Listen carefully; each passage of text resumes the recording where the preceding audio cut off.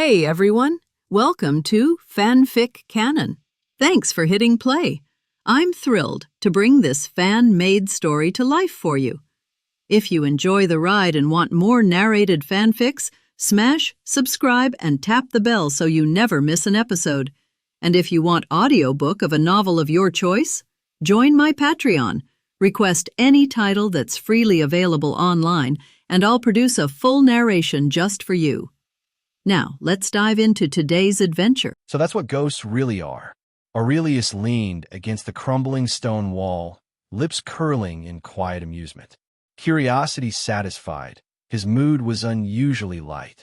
Ghosts, nothing but consciousness without soul or flesh. No wonder the killing curse slid right through them. It strikes the soul, and they had none to strike. As for blasting curses or lightning bolts, they were useless, mere physical tantrums against formless phantoms. But he'd learned something useful. Spells that toyed with form and control still worked. The snapping grip of Vertimilius, the tug of the levitation charm, even silly tricks like dangling them upside down. All tools for someone who preferred knowing every weakness. He had seen enough. He stopped teasing the two restless shades and turned his gaze back to the battlefield. He wanted to see how far the shaman's tricks could go. Surely they wouldn't let the spirits they dragged from the void be banished so easily. "Grant them strength," cried one of the Jinshan shamans. In the northwest, a hedgehog effigy pulsed with blinding light. The ghosts faltered, then roared, as the white glow surged into their misty forms. Their translucent bodies swelled, twisted, doubled in size, no longer frail, but towering, monstrous. Aurelius's eyes glinted. A buff. How quaint. The Aurors, who moments ago had pressed their advantage, now stumbled back as the empowered wraiths turned their fury upon them. Then came the fire. A white blaze erupted, coiling into the shape of a dragon. It ripped through the cemetery, splitting stone and earth alike. The heat distorted the air, and the screams of retreating Aurors echoed beneath the collapsing tombs. "Move," someone shouted. Figures scrambled out through the smoke, scorched and broken. Behind them, the fire dragon tore the ground apart, hunting without mercy. Aurelius's shadowy mist withdrew, hissing under the searing light. He knew better than to test Grindelwald's fire. That was no ordinary conjuration. Not even he was arrogant enough to stand against that. Then he saw him. Grindelwald descended on the flame, his followers at his back, cloaked in shadow and triumph. "Mr. Sotero," he called, eyes glinting like molten steel. "Do you find Paris beautiful tonight?" Sotero, the white fox guardian, replied flatly, "Not at all." Grindelwald smiled faintly. "A prison, isn't it? I only just left one." "Then break the bars." Sotero's voice was like a blade. "Unleash the night." And so he did. The wards around Père Lachaise shattered. 1,000 wailing ghosts shrieked in unison, pouring out like a flood. To them, Paris itself became a feast, streets, homes, and souls all ripe for the taking. Aurelius frowned. Apparition. That was the only way out now. But the barrier had suppressed it, until now. He stepped through the loosened veil, reappearing at the cemetery's edge. Across the chaos, Grindelwald caught his eye. He bowed, slow and mocking, before vanishing with his coven into the night. The message was clear. "I leave the stage to you." Below, Newt and the others were barely holding the line. McGonagall's ward strained against the fire dragon. Aberforth planted himself at the front, wand raised high, shielding the rest as Leda, Yusuf, and Tina fought the charging spirits. Grindelwald had been merciful. Enough to wound, not enough to kill. Why? Aurelius didn't know. He didn't care. "You shouldn't be here." The voice came from his side. Aurelius turned. Albus Dumbledore stood beyond the shattered barrier, hands in his pockets, eyes calm as moonlight. "You said you wouldn't come," Aurelius replied dryly. "My brother is here," Dumbledore said softly. "My nephew. My students. How could I not?" Aurelius followed his gaze. More Aurors were arriving in a wave. Late. Far too late. They're too late. Grindelwald's gone. Late.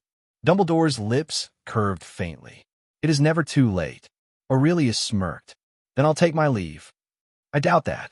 Dumbledore's eyes flicked toward a nearby rooftop.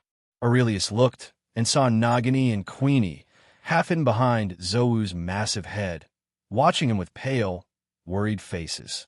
You're fortunate, Dumbledore said lightly, to have people who care for you. And such beautiful ones, too. Aurelius lowered his head, a wry smile tugging at his mouth. You act, and I act.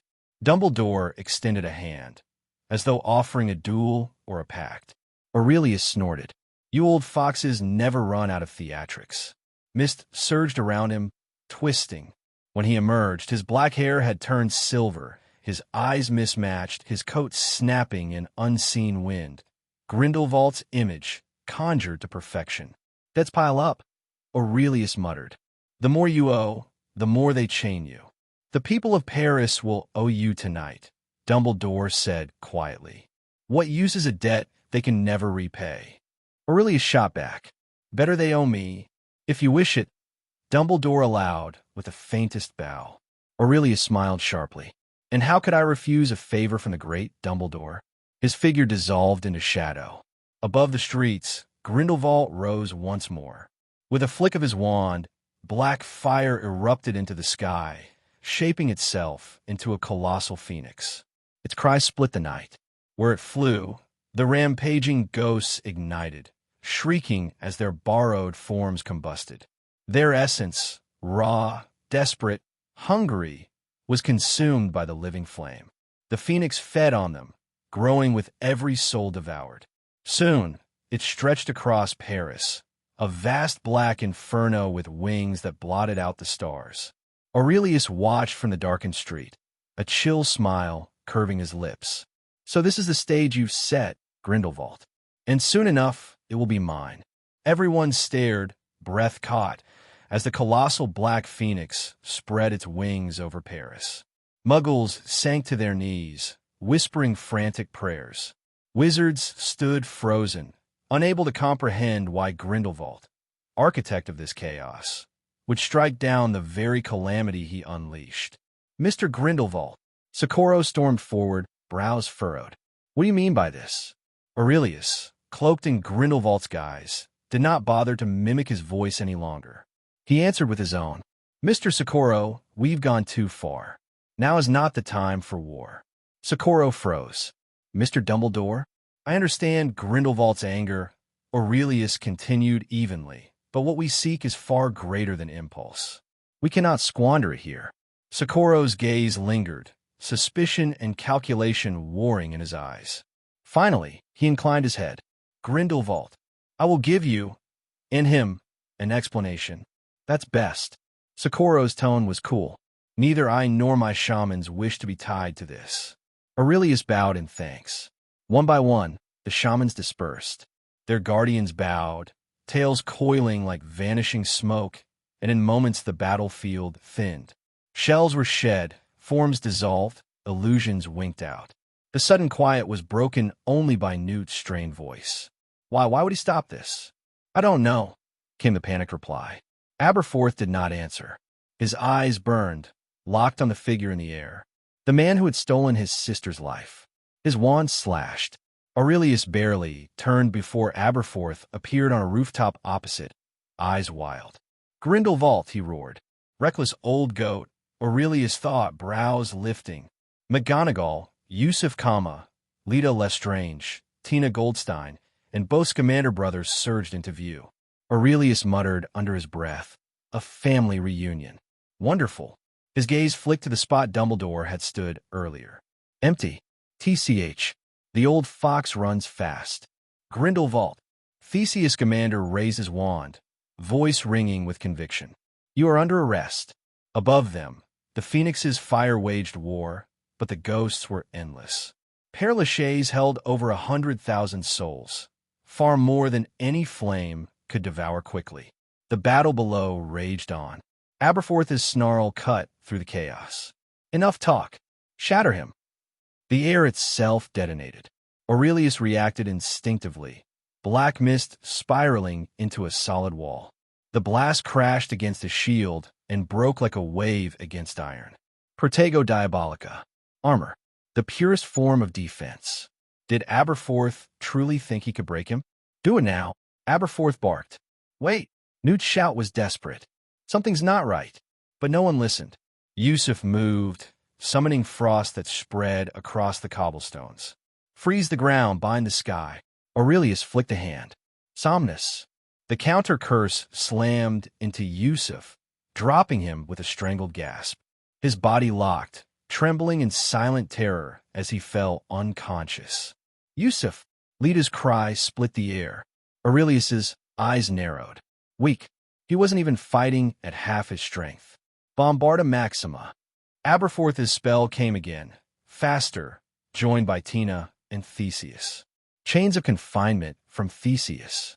A silent curse from Tina, her eye disease hex. Aurelius didn't even flinch. He shredded Theseus's chains with a gesture, preparing to simply endure Tina's curse. Sight was nothing to him. He'd long since learned to fight without it. But then, a burst of counterspells flared, intercepting Tina's curse midair. Nagini, there she was, wand trembling in her hand. Zowu crouched beneath her, chest heaving. You've got the wrong person, she cried, her voice shaking with both fear and defiance. Aurelius froze. For a moment, just a moment, something pierced the iron shell of his calm. Foolish girl. She had no place here. She knew she could die, and came anyway. Softness tightened in his chest. No man was immune to such loyalty. His lips curved faintly. So, someone still cares whether I live or die. He reached out with a thread of beast speech, brushing Zowu's mind. Take her away. The creature whined, conflicted. It did not want to leave him. Stubborn furball, Aurelius thought, half exasperated, half touched. He lifted his gaze. Enough. The pretense, the hesitation, it ended here. Black mist roared upward, swallowing the night sky. The colossal phoenix, already vast, shrieked as his power surged into it. Its wings flared wider, its flames darker, until it seemed less a bird and more a god, or a demon, descending to claim Paris itself. The farce, it's time to end. The giant's sigh sparked outrage, but just a glance made all the clamoring ghosts fall into silence. How is that possible? Aberforth's eyes widened. He couldn't believe it. Obviously, he was just a little stronger than him at the beginning. How could it be possible? But he didn't know that Grindelwald's power was even more terrifying than the giant in front of him. Wrong. Wrong. Newt couldn't help but scratch his head of messy hair. There is nothing he can recognize now that is not Grindelwald at all. The original magical characteristics only made him suspicious, but the appearance of Nagini and Zowu was the evidence.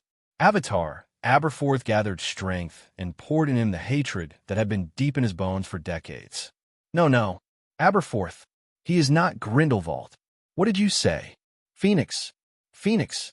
Newt shouted, pointing at the huge phoenix in the sky. Phoenix? Aberforth was shocked. Phoenix, a mysterious creature, elusive, noble, and proud. No one can make the phoenix bow its head, except Dumbledore. Could it be? Wind blows. The airflow was stirred for no reason. The rotating phoenix rises in the wind, and in a loud cry, countless small phoenixes are conceived. Twitter. 687. Birds all over Paris were attracted. Birds flocked to the phoenix. Go! With a command, phoenixes swept down from the sky. Roar! Yeah! In an instant, countless black phoenixes engulfed the city and gathered into a black ocean. The phoenix group composed of fierce, fire-swallowed, countless ghosts like the Styx. Tens of thousands of ghosts were swallowed up. Aurelius, who was lying in the air, waved slightly. Zwowu took out his claws from the phoenix group with difficulty, carried Nagini on his back, and climbed to the top of the building, crossing over to Aurelius. The giant palm transformed by Reelius. Meow meow. The big head kept rubbing against the giant's palm, and the country meowed. Naughty devil. Aurelius chuckled and glanced at the shy Nagini, too. Glancing indifferently at the people on the roof, Aurelius didn't intend to care. This is not in his interest. He wants to keep the situation in Europe at a stalemate. Now that the Umbrella Party is growing, If he further weakens Dumbledore's power, there will be no balance left. Besides, if he wanted to take action, would Dumbledore watch? All curses come to an end.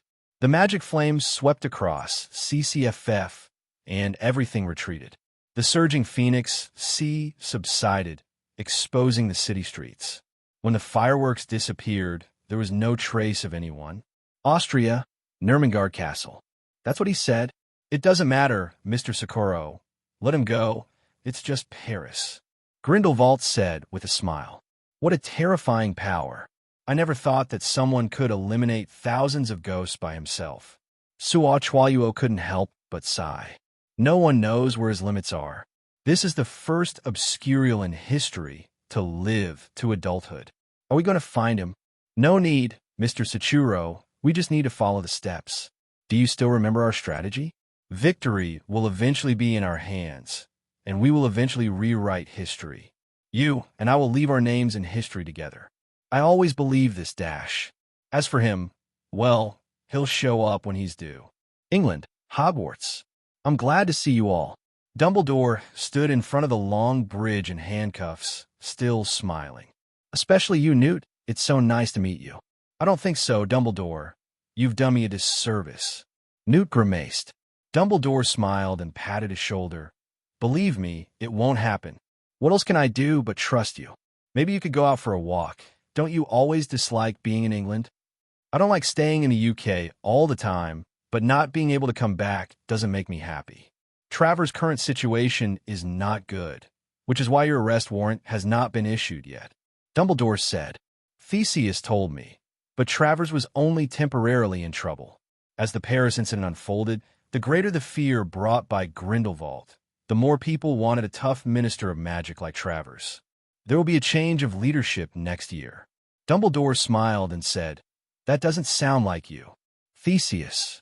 Okay, would you like to have a cup of tea together? I have to go back and look at the store. Aberforth said gloomily. Dumbledore didn't stop either. Of course, he knew that he couldn't stay even if he tried to persuade her. The conflict between him and his younger brother is very complicated. Dumbledore, I want to know about Aurelius. Tina said, my nephew, to be honest, my understanding of him is limited. After all, we have lost contact for 20 years. Dumbledore said gently. He participated in the rally. He met Grindelwald.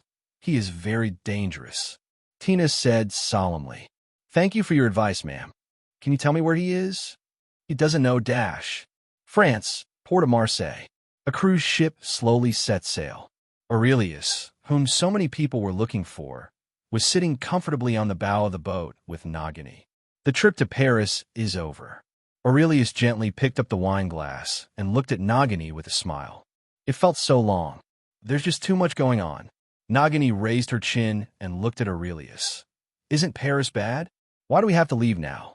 Paris is still good, but we have more important things to do. What is it?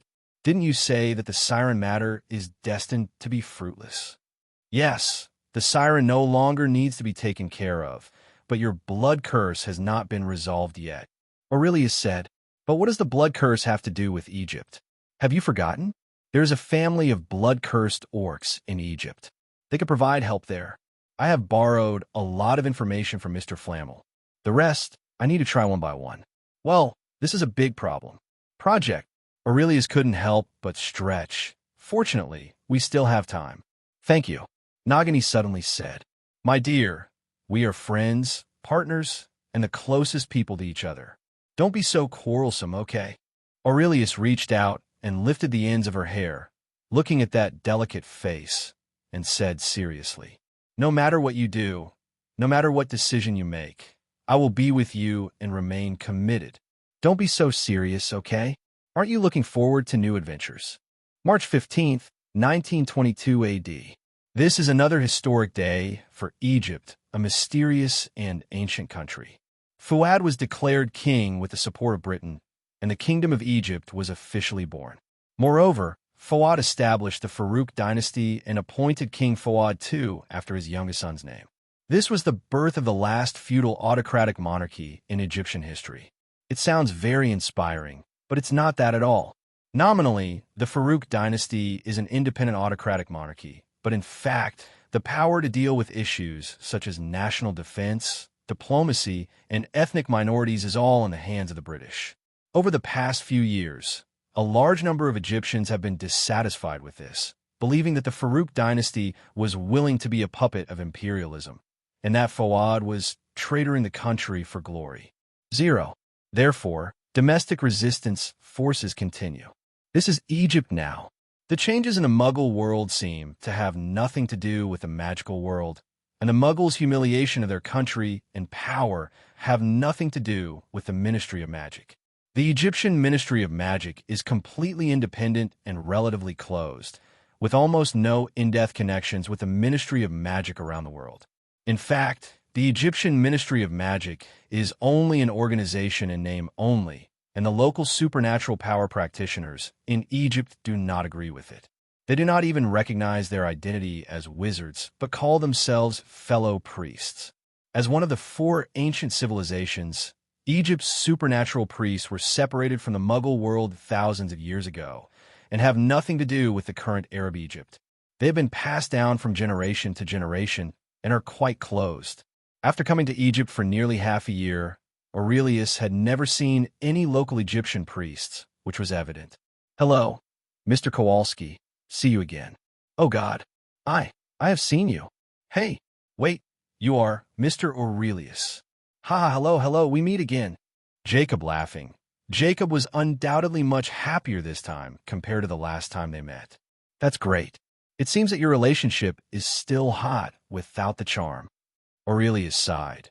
"True love can't be brought about by the charm, right? Where's Kue?" In the mirror, Queenie's cheeks were red.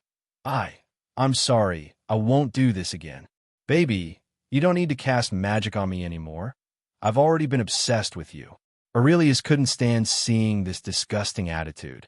"Okay, you two, I don't think we have communicated across half of the world just because you want me to witness the stability of your relationship, right?"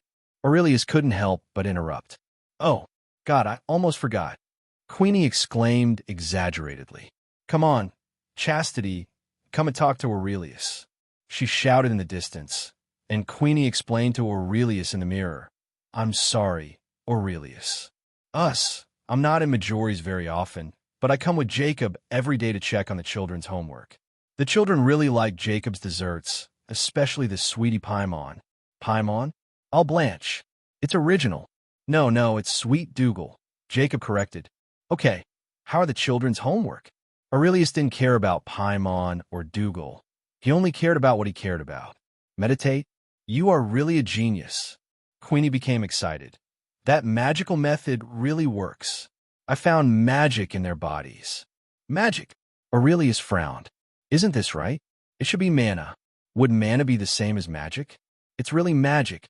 But Queenie paused and knocked her head in distress.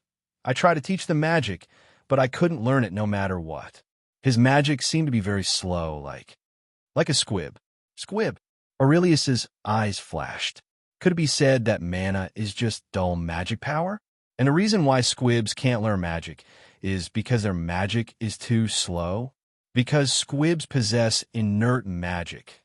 Are they immune to the effects of Muggle expelling curses and other spells that only work on Muggles?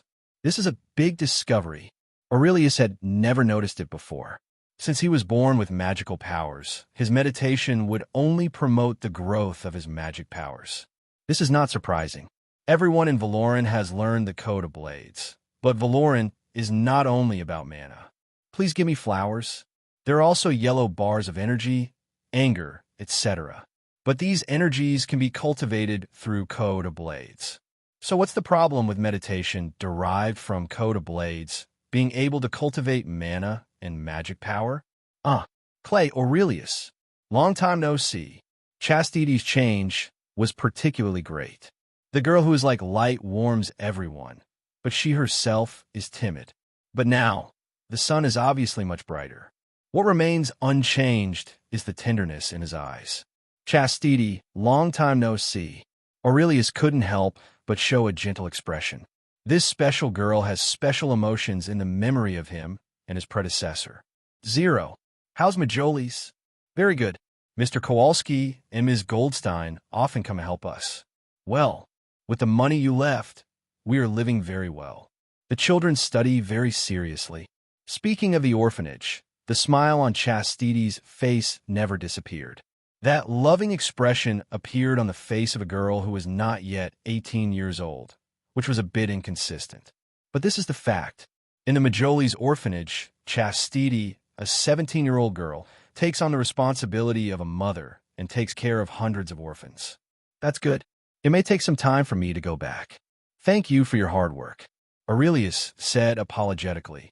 It doesn't matter. It doesn't matter. The children all know that you are working hard for the orphanage. They all miss you very much and are grateful to you. Haha. This is also the reason why I can persist. If you are well, I will feel at ease. Aurelius laughed.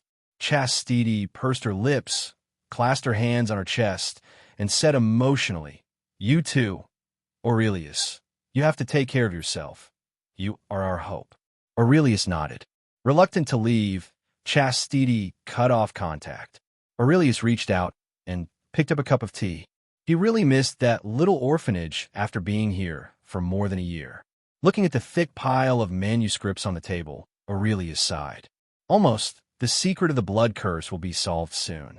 Time to eat. Thank you, dear, Aurelius replied. Wait a moment, I still have some unfinished work.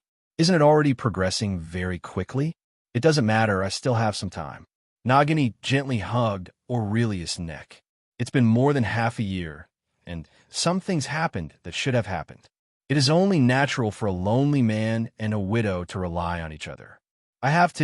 You have transformed more and more frequently in the past 6 months. Aurelius sighed softly. Okay, what's the problem? Aurelius pulled over 2 drawings, which were densely outlined with complex lines. This is the soul. Painting the invisible soul onto visible paper is such a picture. These are my souls and those of others. These are yours. Aurelius showed the 2 pictures to Nagini. Obviously, the picture representing Nagini's soul is more messy. Your soul is constantly resonating with the soul of the python. One day, your soul will be completely assimilated by the soul of the python. Aurelius was a little worried. This is not a fusion relationship. Aurelius's previous conjecture was wrong. At that time, his research on the soul was too shallow, and it was purely unreasonable speculation. But fortunately, he is the summoner of Obscurus. A mysterious product like Obscurus always has unique talents in strange places. After thoroughly studying the information borrowed from Nicoleme, Aurelius began to explore the soul. Being able to draw the soul is a great achievement. No one could do it except Aurelius. After mastering his soul painting skills, Aurelius discovered the problem with Nagini's soul. There are indeed 2 souls in her body, a python and herself. But the 2 souls did not merge over time. If he had to describe it, Aurelius felt that the relationship between the 2 was the quantum entanglement state in the prince's science in his previous life. Indecision, quantum mechanics? Okay, let's change to another example, the appearance of a husband and wife. Some people say that a loving couple will become more and more similar in behavior, habits, and even appearance after being together for a long time. Such are the 2 souls of Nagini. The human soul is born strong, so it will be dominant for a long time, and it will have human consciousness even after turning into a python. But as time goes by, under the influence of the blood curse, the python soul will gradually become the guest, not only expelling the influence of human souls little by little, but also affecting human spiritual wishes in turn. The final result is, until one day, the human soul is completely assimilated by the python's soul, and the python's will dominate the body. Even when the human soul dominates the body, because the python's will is dominant, it will be more willing to actively transform into a python. Because of this, the human form and snake form should be divided half of the time. But in fact, the blood-cursed orc spends more than 2/3 of its life in the beast form. It's because when he should still be able to maintain his human form, his consciousness became a beast, and he actively chose to move in the form of a beast. In fact, at this point, All the secrets of the blood-cursed orcs have been cracked by Aurelius. But how to cure it? It's easy to say, as long as the blockers influence each other and assimilate. But what can be done to prevent assimilation? The easiest way is to cast a death curse. The death curse is a magic that attacks the soul, and it is also the only magic that can harm the soul. Now, Nagini's situation is actually a bit similar to Harry Potter. That is, there are two souls in one body. As long as the soul of the python is killed with the death curse, the blood curse will naturally break down. This requires extremely strong proficiency and control over the death curse. But Aurelius, who is naturally talented in black magic, is just a piece of cake. However, Aurelius was a little reluctant to part with it. The blood curse orcs are a curse and a source of pain to them. But from the perspective of a summoner, a defender who can continue to grow with him is a priceless treasure. Once the contract is completed, the animal soul in the body will no longer be able to assimilate the human soul. Instead, the existence of the blood curse will make the animal soul continue to grow. This is equivalent to turning a curse that causes pain into an additional gathering storm rune. It sounds like this method is better, just a contract, but there is no contract. The beastly souls of blood-cursed orcs are not obscurans without intelligence. No matter how powerful they are, an Obscurus who doesn't know how to resist can be easily contracted, or even a strict slave contract. But the animal soul in the blood-cursed orcs is full of violence and possesses intelligence. There is no way he would obediently sign a contract to become a guardian. After all, why would you choose to be a cow and a horse when you can be the master of your own family? It is more difficult for a blood-cursed orc to contract the beast soul in his body than to contract a hero from Valoran's summoner. Therefore, Aurelius' idea is that he must find a magic that can control the soul and be unable to resist, but will not harm the soul. Creating a magic is more difficult than I expected, especially creating a magic that targets the soul. Leaning on the sofa, he watched Nagini wave her magic wand and run into the kitchen to clean up the dishes one by one. Over the past 6 months, Nagini's magic level has been increasing day by day. Nagini, who was not even as good as a graduate in terms of magic level at the beginning, is now as accomplished as Aurelius in several spells that she is good at, especially Transfiguration. Nagini, whose talent in magic can only be said to be acceptable, has natural intuition and talent for transformation. Nestling on Aurelius's shoulder, Nagini listened to his troubles in his research. Maybe she has little experience and cannot understand, but she knows how to listen. He held Nagini's slender waist, held her on his lap, and sat sideways. Check your soul 1.8. I hope it's not worse. Nagini nodded and remained still. A wisp of black mist floated from the top of Aurelius's wand, split into 7 strands in the air, and entered Nagini's body from the 7 orifices. Aurelius looked intently at Nagini's soul, but did not notice that Nagini was slowly approaching, and the hot breath he exhaled could already be felt by his skin. It didn't get worse too quickly. Aurelius's frowning eyebrows gradually relaxed, but it landed on the lips like a dragonfly. Aurelius came back to his senses and looked at Nagini's delicate face right in front of him, with a gentleness in his eyes like trickling water. Aurelius's eyes crossed his face, his white neck, and then the red clouds filled the beauty's cheeks. My dear, it's late at night. Well, the early morning sunlight shines through the stained glass windows onto Aurelius's face. A cold touch woke him up. He held his forehead and said to himself helplessly, "Since when did I get used to it?" Inging said shyly, and the eye python that was entrenched on his body turned into a warm ketone body. Wonderful night, slightly scary morning. It needs to be solved quickly. Want to go out? Yes, I want to visit the Aziz Safari Park. Aurelius, fully dressed, took Nagini out. As early as when he was hanging out in the circus, Aurelius learned about a family of blood-cursed orcs in Egypt from Carlos. Abdulaziz.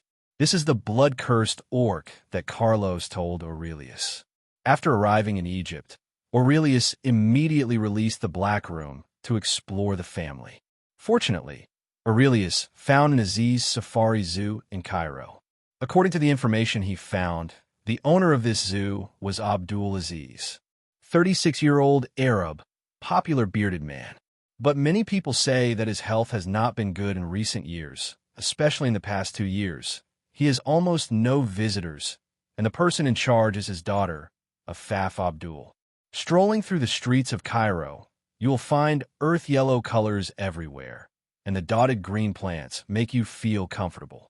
Don't expect Cairo to be comparable to big cities like Paris, London, and New York these days. In fact, it will be difficult to compare in the future. But the unique Egyptian style is also a wonderful experience. Traveling is nothing more than going from a place where you're tired of staying to a place where others are tired of staying. As the capital of a country, Cairo has a lot of residents, especially because the streets are narrow, so it seems more crowded. Why did you remember to meet that family? Nagini asked curiously. I don't want to meet this family, but I want to find out if they have any Egyptian priests they are familiar with who have been in Egypt for many years. Aurelius replied, Priest? Can it help you? Yes. Aurelius nodded. I have talked with Mr. Flammel. Although the Egyptian priests are very close-minded, they held great power in this land thousands of years ago. They welcome the pharaoh as a god and controls the secular world with his royal power. They worship the gods and control the supernatural calendar with sacrificial rituals, especially funerals. Mummy, Nagini was very interested. Because of her childhood experiences, Nagini's knowledge was not high and she was interested in everything.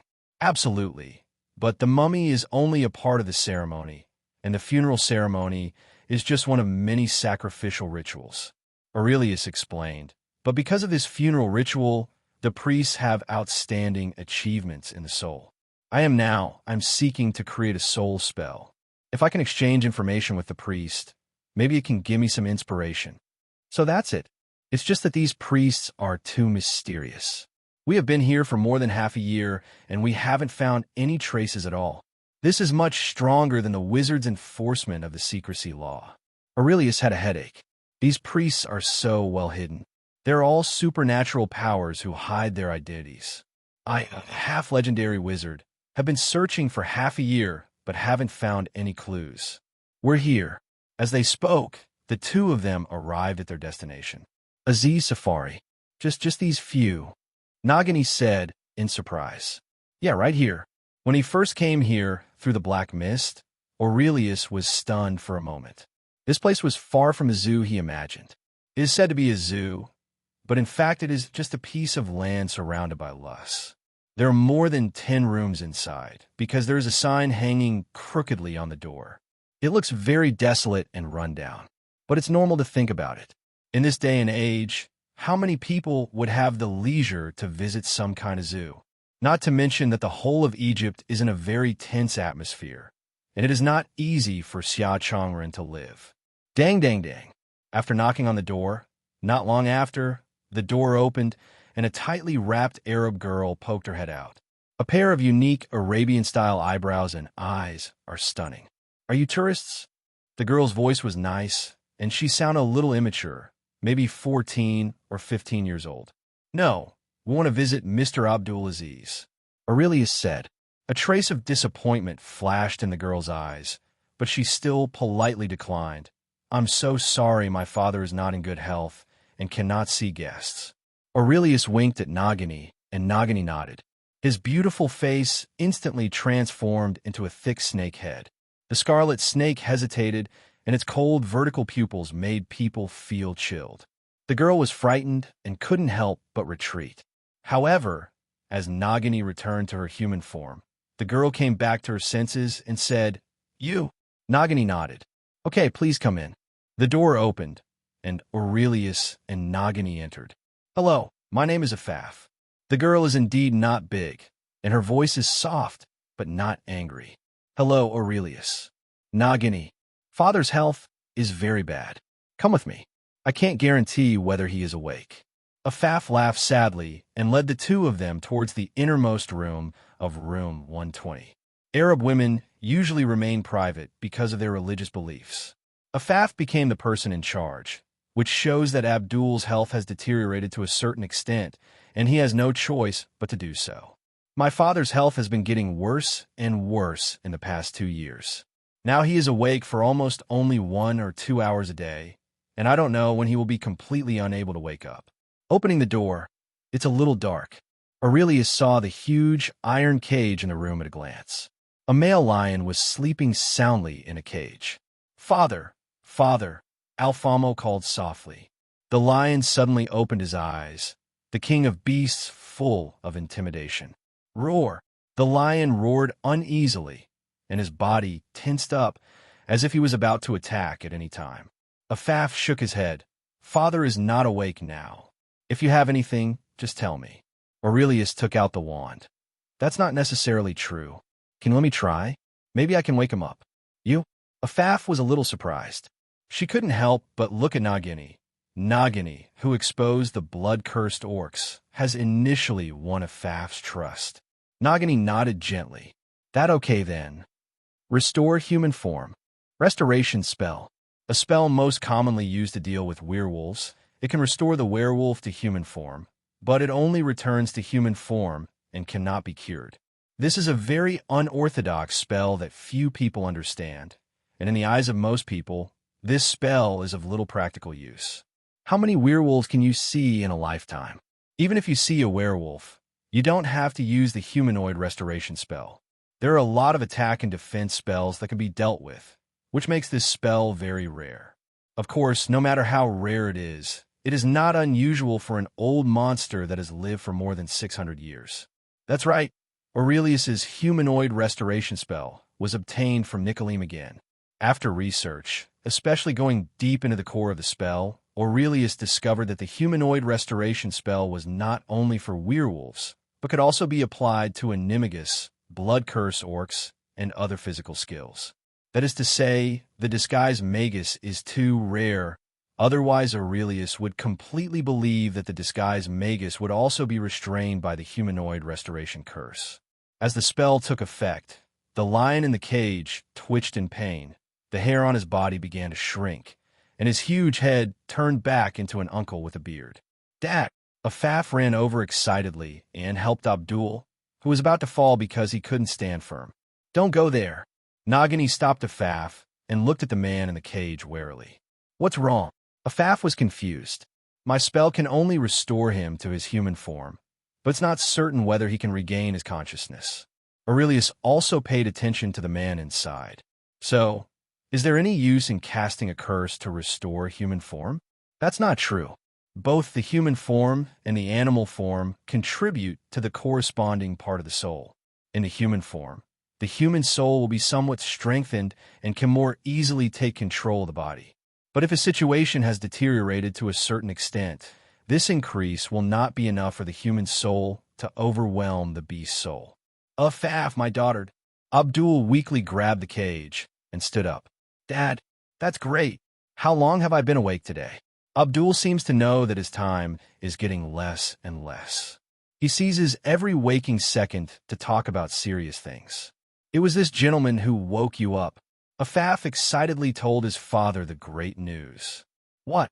Abdul then noticed that two strangers had come to the house. "You are?" "Okay, mister. Abdul, let's talk straight. My name is Aurelius, and this is my blood-cursed orc companion Nagini. I have been studying the blood-cursed orcs and looking for ways to break the blood curse. I heard about you from my friends, so I came here because of your reputation." Aurelius also simply stated his purpose. "I need your help." "Help? Experimental product?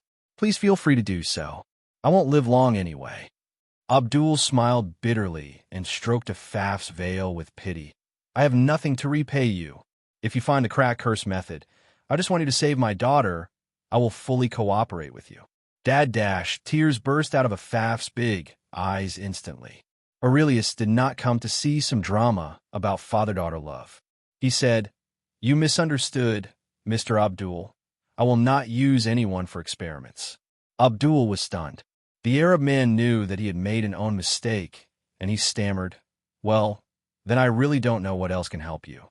To make a long story short, my research has produced some results, but there's a very important question that has not been resolved. I came here to ask, do you know the Egyptian priests?" "Priests?" "Yes, Now I can confirm that the curse of the blood-cursed orcs is caused by the beast soul in the blood-cursed orcs. I must find a magic spell that can target the soul. At this point, the Egyptian priest is better at it. Aurelius C. said. Abdul looked confused. Mr. Aurelius, is this the only way? Aurelius frowned. What do you mean?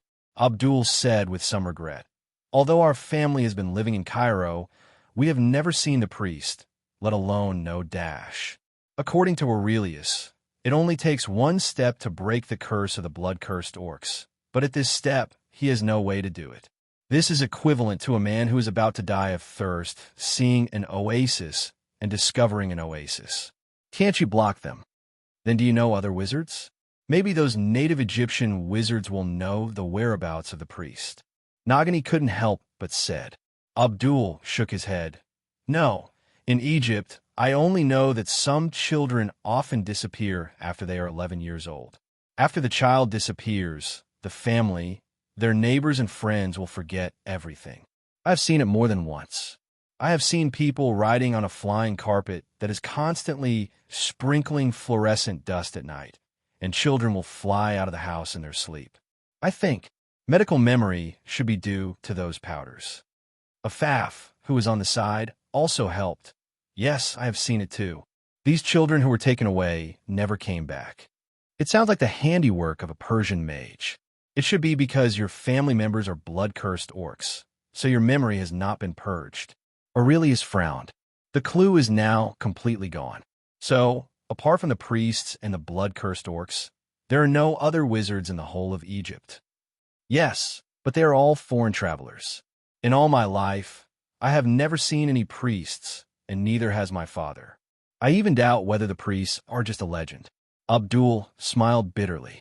That's really bad. Aurelius frowned and thought. It is necessary to solve the soul curse.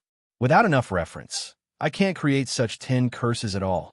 As for using a life-killing to win the king's favor, curse to erase the soul of the beast, that is the last resort. Although it can save the life of the blood-cursed orc, the loss is too great. If you lose your potential as a beast soul summoner, you'll even lose your qualifications as a wizard. Every generation of blood-cursed orcs can learn and cast magic, which is much more stable than any pure-blood family, just like werewolves. This means that while the blood curse harms the cursed person, it also brings magical gifts to him. The price of saving one's life is to become a muggle. It's not unacceptable, but the price is still too high. It was inconsistent with Aurelius's original purpose. He is not doing good deeds. Oh, Mr. Aurelius, are you saying that you only need magic references for the soul? Abdul suddenly opened his mouth. Do you have any idea? It's not a solution at all. What is it? Hamna Tower? Aurelius was startled. Yes, City of the Dead. Abdul nodded. Father, isn't that a legend? Afa couldn't help but said. Abdul shook his head slightly. Although it is a legend, there is still no way. What legend? Nagini asked. Afaf glanced at the two of them and slowly said, that is a legend that has been circulating in Egypt for a long time. According to legend, there once was a magnificent city in the desert, Hamna Tower. It was the cemetery of past pharaohs and accumulated countless treasures. It was controlled by the high priest, who protected and served the souls of the pharaohs from generation to generation. Therefore, which is also known as the City of the Dead. But this is just a legend. For countless years, countless greedy people have gone to search for the City of the Dead, hoping to get rich overnight, but only a few of them come back alive. Even if they are not dead, they will talk nonsense like crazy. Treasure? Aurelius narrowed his eyes. He was too interested in gold. I have been resting on my laurels for more than a year, and it is time to make some progress. But Aurelius was not fascinated by the treasure. He said solemnly, are you sure there is soul magic there? A 780 Abdul nodded affirmatively. There are 2 books in Hamnata, the Black Book of the Dead and the Golden Book of the Sun. If Hamnat exists, then these 2 books must also exist. 17. Hamna Tower, Black Book of the Dead, Golden Book of the Sun. The combination of several keywords revived the dusty memories and pointed them in one direction. The mummy. No hurry, no rush, there are still some things to confirm.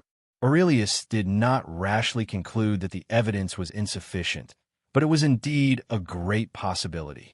Seeing the tired look on Abdul's face, it was obvious that Aurelius's magic effect was about to expire, and the beast soul in Abdul's body was about to occupy the high ground again.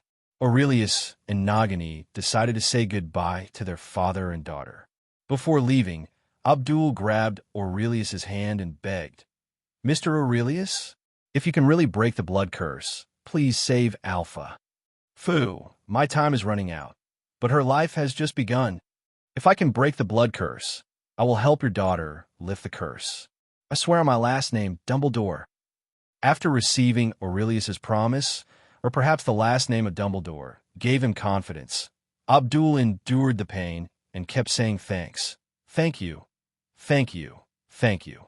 Roar. Turning into a lion again, Abdul seemed to have forgotten everything, and he rushed Aurelius down to the tomb with a long mouth. Afaf and Aurelius walked out to the courtyard. Afaf suddenly said, "Mr. Aurelius, how? If you decide to look for Hemionata, can you please take me with you?" Afaf seemed to have taken a lot of courage to say it. Aurelius looked at her in surprise. He didn't expect that the girl Afaf would be so deviant. Restricted by faith and religion, Arab women's status is not high. Not only do they have to cover themselves up and not show up, they're not even allowed to have physical contact with anyone of the opposite **X. If we say that Afaf has no choice but to host the zoo because she is the only one in the family who can maintain human form, and the whole family still needs to eat even if they turn into animals. But take the risk with yourself. Do you really want to do this? In fact, you don't need to go along. I promised your father that I will save you if I can. I hope I can be of some help, Mr. Aurelius. Over the years, my grandfather and father have spent countless money and begged countless people, but no one can help us but you. I can wake up my father. I hope I can be of some help. I hope your research can be completed as soon as possible. I don't want to lose my father, Run. I feel pity for you, but sincerity is the most poignant. Aurelius was a little hesitant. He really felt that Afaf couldn't help. Although blood-cursed orcs could learn CCFF spells, most blood-cursed orcs would not be admitted to school, just like werewolves. This cannot be said to be discrimination. After all, the school has to consider other students, and blood-cursed orcs and werewolves are uncontrollable. It's obvious from a glance that Afaf has never learned magic. How can she help? Should I be a mascot or a maid? Pull it down. Aurelius doesn't like forcing others, and such behavior is tantamount to making Afaf violate her beliefs. Respect other people's beliefs. Even if it is possible that in the eyes of Aurelius, this belief is really disdainful. Aurelius kept reminding himself that what he wanted to do was big and grand. You can use tactics, but you can't lower your own position. But Afaf's firm eyes made Nagini soften. Otherwise, just take Afaf with you. Aurelius looked at her. I can take you with me, but you have to prove to me that you can help and not be a drag. Afaf was overjoyed and quickly stood up and said, I can do it. Don't be too happy too early. The help I'm talking about is that you at least have the fighting ability to protect yourself. The legendary city of the dead is not safe when you hear it. Aurelius shook his head. Afaf pursed her lips and nodded solemnly. I can. After saying that, Afaf's whole body began to deform, and he took a step forward, as if passing through an invisible door, and a snow-white lion fell into the courtyard. She is obviously a girl, but she is turned into a lion with a mane. The most peculiar thing is that on her forehead there is a sharp, cold light shining like a metal crescent tip. Perhaps because of his minor age, the lion that Afaf turned into was not very big, only about 2 meters long, which was far less than the 3-meter-plus length of Abdul whom he had just seen. Aurelius was extremely surprised. He didn't expect that he would see a second blood-cursed orc in the form of a magical animal. Moon lion. This is a unique magical animal in Egypt. Legend has it that its ancestor was an ordinary lion. The old gambling dog Khonsu, the moon god, lost a bet with the sky goddess Nut and lost the right to spread light at other times except the full moon. Khonsu, who was worried, met the ancestor of the moon lion, and a strange idea came up. He couldn't spread the light himself, so he could let others spread the light. So Kongsu blessed the lion and gave it the ability to use moonlight. Moon Lion was born from this. Mr. Aurelius, is that okay? Aurelius understood the meaning from the shy, ho-ho sound. That's it. As if he was amnesty, a Faf quickly returned to his human form and arranged his clothes. He was relieved when he found that there was no mess. It's just visible to the naked eye. 2 wisps of red clouds dyed the fair skin near the eye circles red. Just changed. Are you blushing like a bubble teapot? Cairo Antiquities Museum. Are you going to find clues about Hamna Tower from these antiques? Nagini looked at the magnificent Egyptian architecture in front of him, especially the words between the 2 imitation ancient Egyptian statues. Complex Egyptian writing, but luckily there are signs in English. The cultural relics here have been studied for decades, or hundreds of years. Do you think there are any secrets that have not yet been discovered? Aurelius asked back. Then what are we doing here? Find something that will take us to Hamna Tower, Aurelius said. Is it something? No, it's actually people. Aurelius came here specifically to confirm one person, Evelyn. Aurelius seriously suspected that he was involved in the plot of the classic adventure movie Legend of Ghosts, or is better known as the Mummy series. When in doubt, verify it. There are several important nodes in the movie, which are very easy to verify. There have been no 10 plagues in Cairo. As for cleaning the memory, it is possible, but how to clean the damage caused? It is not a repair spell that can leave no trace, so it must be before Immortan is resurrected. Of course, there is also the possibility that this is a mummy plot. So, in order to confirm whether this was the plot of the mummy, Aurelius and Nagini came here, the Antiquities Museum. Welcome, you're a tourist, right? Then you have come here at the right time. We have the essence of the entire Egyptian civilization here, which will definitely open your eyes. Looking at the bearded man in a suit in front of him, Aurelius glanced at the job badge on his chest. Terence Bay, director of the Cairo Antiquities Museum. It's him. A flash of light flashed in Aurelius's eyes, and with a silent legitimacy move, Aurelius found everything he wanted. My dear, look at this place. There is not a single tourist here. Are you sure you want to see these scraps of metal buried underground? Aurelius said to Nagini, looking like someone showing off to his lover, the playboy. But Nagini immediately understood what Aurelius meant and pretended to be nonchalant. Please, sir, please pay attention to your words. This is a museum, and everything here is the most precious crystallization of human civilization. Terence said angrily. Aurelius sneered and walked around the exhibition area near the entrance of the museum. Broken weapons, broken pots, skeletons, strips of white cloth. Where is civilization? Where is the crystallization? You. Okay, let's go to the Nile. Don't watch anymore. Nagini pretended to be a weak girl who was worried about the conflict, and pulled Aurelius with an arrogant and proud look on his face. Out of the museum gate. Ignorant. Stupid. I don't know what to say. Terence's angry voice sounded from behind.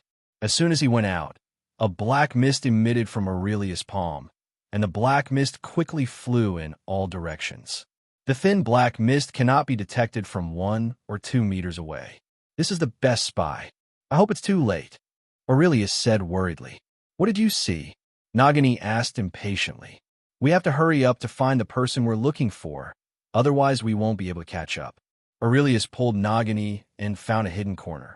He apparat and disappeared, returning to his ease. Zoo, Mr. Aurelius? Miss Nagini. Afaf was a little confused. Do you have anything else to do? No, Afaf. I think we are ready to leave now. Aurelius said. Now. Yes, it was a coincidence. If it had been a little later, we might have missed it. Aurelius couldn't help but shout lucky. Okay, let me get ready. Afaf was very excited. She didn't expect that Aurelius would determine the location of Hamna Tower in just a few hours. This made her full of hope that their family's curse could be saved. But, Miss Afaf, you still have so many people here. Before Nagini could finish her words, she saw Afaf pulling the door knocker and twisting. The entire zoo began to flip inside the wall, folding layer by layer like pieces of paper. In the end, only a thick parchment book was left on the empty ground. Just pretend I didn't say it. What a magical magic item. Aurelius sighed. It is said that our ancestors got it when they went on an adventure with a magician. But because of that adventure, our family was cursed. Afaf held the book and smiled bitterly. If possible, she would rather not have this magical magic. Book, save the peace of the family. Please give me flowers. Hanging a suspension of business sign on the door, Afaf hugged the magic book and said, "We can go. I'll go home and pack my things first, and I'll try to find as many people as possible." Aurelius explained as the three of them rushed back. He didn't use apparition, mainly because Nagini couldn't apparate and Afaf didn't know magic. If the follower appeared, there would be physical contact. But Afaf's faith does not allow her to have physical contact with the opposite S**X. So I had no choice but to run all the way home. Aurelius and his family lived in a house that was destroyed in a riot. Recruited by Aurelius under the Muggle expelling curse. 0. From the outside, it looks like a ruin, full of rubbish and an unpleasant smell. But in fact, it was well organized inside and kept spotless by Nagini. While helping Aurelius put his research materials into the box, Nagini asked, "Why are you in such a hurry?" "Because the people who know where Hamna Tower is may be leaving Cairo soon," Aurelius replied. Nagini didn't know how Aurelius knew this, but she was used to it. The mysterious Aurelius always knows many secrets. "Where's that glutton?" Aurelius asked, sticking his head out of the box. "Didn't you make a playground for it in the backyard? It lives in it every day and can't even pull it out. I told you not to pretend to be such a hairball." Aurelius couldn't stop laughing. No Hakimi can resist the temptation of furball. Meow. Zawu, who was summoned by Aurelius, rushed in from the backyard and almost frightened Afaf, who was sitting on the stool. "It's okay, my partner, a magical animal from Daxia, Zawu." After comforting Afaf, Aurelius said to Zawu, "Are you bored? I will take you out for a walk this time." Meow. Flapping and jumping for joy, it looks like a large furry baby. It's just that the damage caused was a bit big. The long tail swept past, and several antique clay pots clattered to the ground. "Hey, are we just waiting like this?" Afaf didn't understand. "Aren't you in a hurry? Why are you waiting here again now? We don't know the way to Hamna Tower, so it's not up to us to decide when to set off. Just wait patiently." Nagini glanced at Aurelius, who was serious, and felt relieved for Afaf. Aurelius didn't pay attention to the whispers of the two girls. He was concentrating on searching the city. He wants to find traces of the protagonist trio. The protagonist in The Mummy is O'Connor, the heroine is Evelyn, and the atmosphere team is Evelyn's thief brother Jonathan. In the memory of the museum curator, Aurelius knew a lot, including their organization composed of the so-called descendants of the Pharaoh's guards. Of course, the most important thing is that Aurelius discovered that the curator had met Evelyn and deliberately burned the map, recording the location of Hamna Tower. Logically speaking, getting this memory is equivalent to getting a map. The undestroyed map is in Aurelius' head. But why didn't he go? It's a bit embarrassing to say it, because he can't understand it.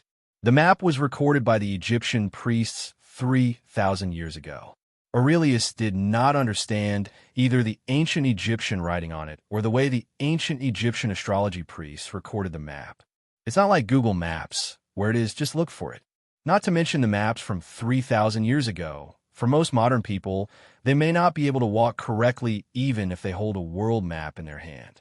Reading maps has always been a technical job. There are different ways to draw a map, and you need to have a corresponding method to read a map. Aurelius could, of course, choose to find someone to watch or simply learn it himself. But it's really not necessary. No matter what happens, it can't be done in the short term. But according to the information he got, the plot is already unfolded. Evelyn and Jonathan had gone to find O'Connor. The black mist released by Aurelius went straight to Cairo prison, but unfortunately, it missed. Evelyn and Jonathan were not found, nor was there a prisoner who looked like O'Connor. He had already seen the appearance of Evelyn and Jonathan in the curator's memory, and there was no problem in identifying them. O'Connor didn't know their appearance, but it was not difficult to find British faces among a group of Arabs. If you're not in jail, You've already been released, which is not good news. The target of the prison was very easy to find, but after leaving the prison, they directly expanded their scope of activities to the entire city of Cairo. You can imagine how difficult it is to find 3 people in the huge city of Cairo. Did I overlook something? Aurelius was about to control the black mist and start searching the city when he suddenly felt that something was not right. But no clue. Aurelius was familiar with this feeling, having experienced it several times before. In order to find the source of this uneasiness, he began to carefully recall the plot. Little by little Jonathan stole the box from the drunken O'Connor. O'Connor was arrested and sent to jail when he was drunk and causing trouble. Evelyn and Jonathan had to come to O'Connor because the curator burned the map and were reluctant to part with the treasure. Connor, how did they get Cairo prison to release people? That's right, warden. Evelyn bribed the warden with treasures to release people. Aurelius slapped his forehead. If you run away, the monk will not be able to escape from the temple. When it comes to the treasure, the warden will keep an eye on the trio. So all I have to do is keep an eye on the warden. Warden. While muttering, he controlled the black mist to search the prison. Finally, Aurelius smiled. In the office of the Cairo prison, he found the warden who was stuffing large and small packages into a box and saluting. A wisp of black mist fell on the warden without leaving a trace, and Aurelius finally breathed a sigh of relief. I finally found it, but just in case, Aurelius did not place all his hopes on the warden. He controlled other black mist to start wandering around Cairo, looking for traces of the trio. Aurelius's search was not a blind search. He focused his attention on various taverns in Cairo. Jonathan acts as the clown in the 3-person group, responsible for enlivening the atmosphere and making fun, and also plays the role of a lucky general at critical moments. But that's a movie. In reality, Jonathan is undoubtedly the biggest flaw in the trio. This is an unattractive guy, addicted to alcohol, money, and a thief. Alcohol is his best friend. If you're looking for one, then he should be the best one to look for. Sure enough, at around 10 o'clock in the evening, Aurelius found a very drunk Jonathan in a tavern. The same wisp of black mist fell, so Ringio was stable. Even if the plot changes and Evelyn dumps the warden, her brother will definitely not be able to get rid of him. Phew, I can have a peaceful sleep. He stretched and stood up, looking at Nagini, who had just sent a faff into the guest room, and opened his arms with a bright smile. Nagini looked at him strangely, but her body was very honest. Not worry. Don't worry. We will definitely find Hamunata and the Black Book of the Dead. I'm bound to get it. Aurelius kissed her forehead, full of confidence. The next day, Aurelius was really a little numb. He didn't expect that this group of people would wait until the afternoon before preparing to set off. In fact, Evelyn did not expect that her unattractive brother would be so drunk the night before departure, and it took her almost a day to find Kyo Nathan sleeping soundly in the tavern. Jonathan, angrily, Evelyn grabbed Jonathan's collar and shook him hard. Oh, my sister. Good morning. Jonathan opened his eyes in confusion, saw an angry Evelyn, and said with a sneer, Goo mounting. Goo, you big-headed ghost. It's afternoon. Do you know what we're doing? Evelyn Hudong 2.1 lion roared. To make Evelyn, who had always regarded herself as a scholar, lose her composure, Jonathan was the only brother she had for so many years. Jonathan knew he had made a mistake and quickly saluted with a French military salute. Whoa. Don't get excited, dear. He grabbed his pocket watch in a flattering manner and showed it to Evelyn. Look, it's exactly 2 yes, I have inquired. Our boat leaves at 4 o'clock in the afternoon. We still have plenty of time. Plenty. You just let me pack a bunch of luggage. And you happily went to the pub to have a drunken drink. Evelyn laughed angrily. She struggled to grab a suitcase and fiercely hit Jonathan. In pain, Jonathan didn't dare to say anything and just looked at his sister with a flattering smile. Now, immediately, we're going to Giza port to board the ship. Cairo port of Giza. There's shabby shops everywhere, and horse-drawn carriages are driving people around. The sounds of bargaining, shouting, and cursing combined can be described as a bustling crowd. Aurelius walked through the crowd alone with his suitcase. At the pier, a somewhat dilapidated ferry was busy. Workers unloaded the goods from the ship one by one, and then moved the goods to be transported from the dock onto the ferry. The ship was buzzing with people, and a large number of passengers had already boarded the ship, but there were still a few passengers getting on board one after another. Will he really show up? Evelyn struggled to carry 2 suitcases, but Jennison next to her was empty-handed. She is already used to this obscure brother. But what can be done? This is her brother, her last relative. Of course, I'm so lucky. Jonathan smiled playfully. He's the kind of person who means what he says. I think he is dirty, rude, and a scoundrel. I don't like him. When she thought of that sloppy lunatic forcibly kissing her, Evelyn couldn't feel any good feelings towards him. 22. At this moment, a voice sounded from behind them. Are you waiting for me? It's that nasty guy, whoa. Evelyn was shocked. Who is this person? A handsome guy with neat short hair and a bit of a ruffian. Is this the sloppy guy? Oh, hello. Evelyn's little heart was pounding, and she said something that even she felt was stupid. Hello, O'Connor. It's a good day for adventure, right? Jonathan greeted O'Connor warmly and patted his chest. His enthusiasm did not win O'Connor's trust. He spoke perfunctorily and reached for the wallet in his inner pocket. He has seen the skills of this master thief before, and it is no exaggeration to say that he is unaware of his actions. Don't worry, I won't take action against one of your own. Jonathan laughed playfully. After checking that nothing was missing, O'Connor said to Jonathan apologetically, I'm sorry to say that. I dash as he said that. He made a punching gesture. Huh, it's okay, it's normal. Speaking of which, Mr. O'Connor, can you promise me that you are absolutely not bragging? Otherwise, I warn you. Evelyn was most concerned about Hamnata. When a mention of Hamnata was mentioned, O'Connor's arrogance stopped, and he stared at Evelyn with his bright eyes. Are you warning me? Miss, let me tell you, my troops crossed Libya and went to Egypt to find that city because they believed it. When we arrived, all we found was sand and blood. After saying that, O'Connor directly mentioned Evelyn brought the box onto the ship. You're right. Dirty, rude, scoundrel, and unlovable. Jonathan teased from behind Evelyn, but he could only be greeted with a blank stare from his sister. All this was seen by Aurelius, who slowly followed O'Connor onto the ship. This ensures he doesn't get on the wrong boat. He tried to stay away from the trio in order to ensure that nothing would go wrong before arriving at Hamnata Tower, at least not beyond his expectations. As the whistle blew, the ferry set off.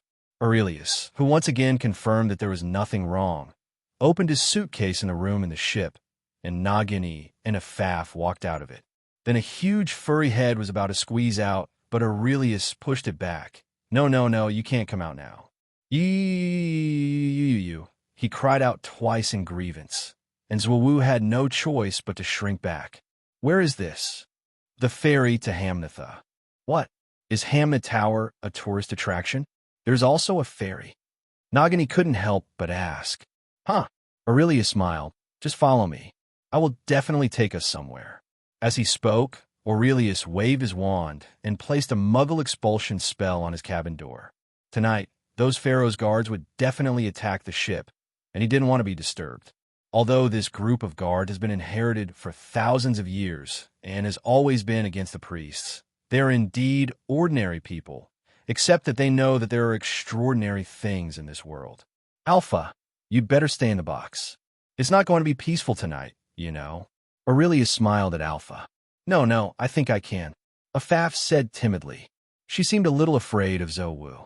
It was okay to have Nagini with me before, but it was impossible for her to stay alone with Zwawu.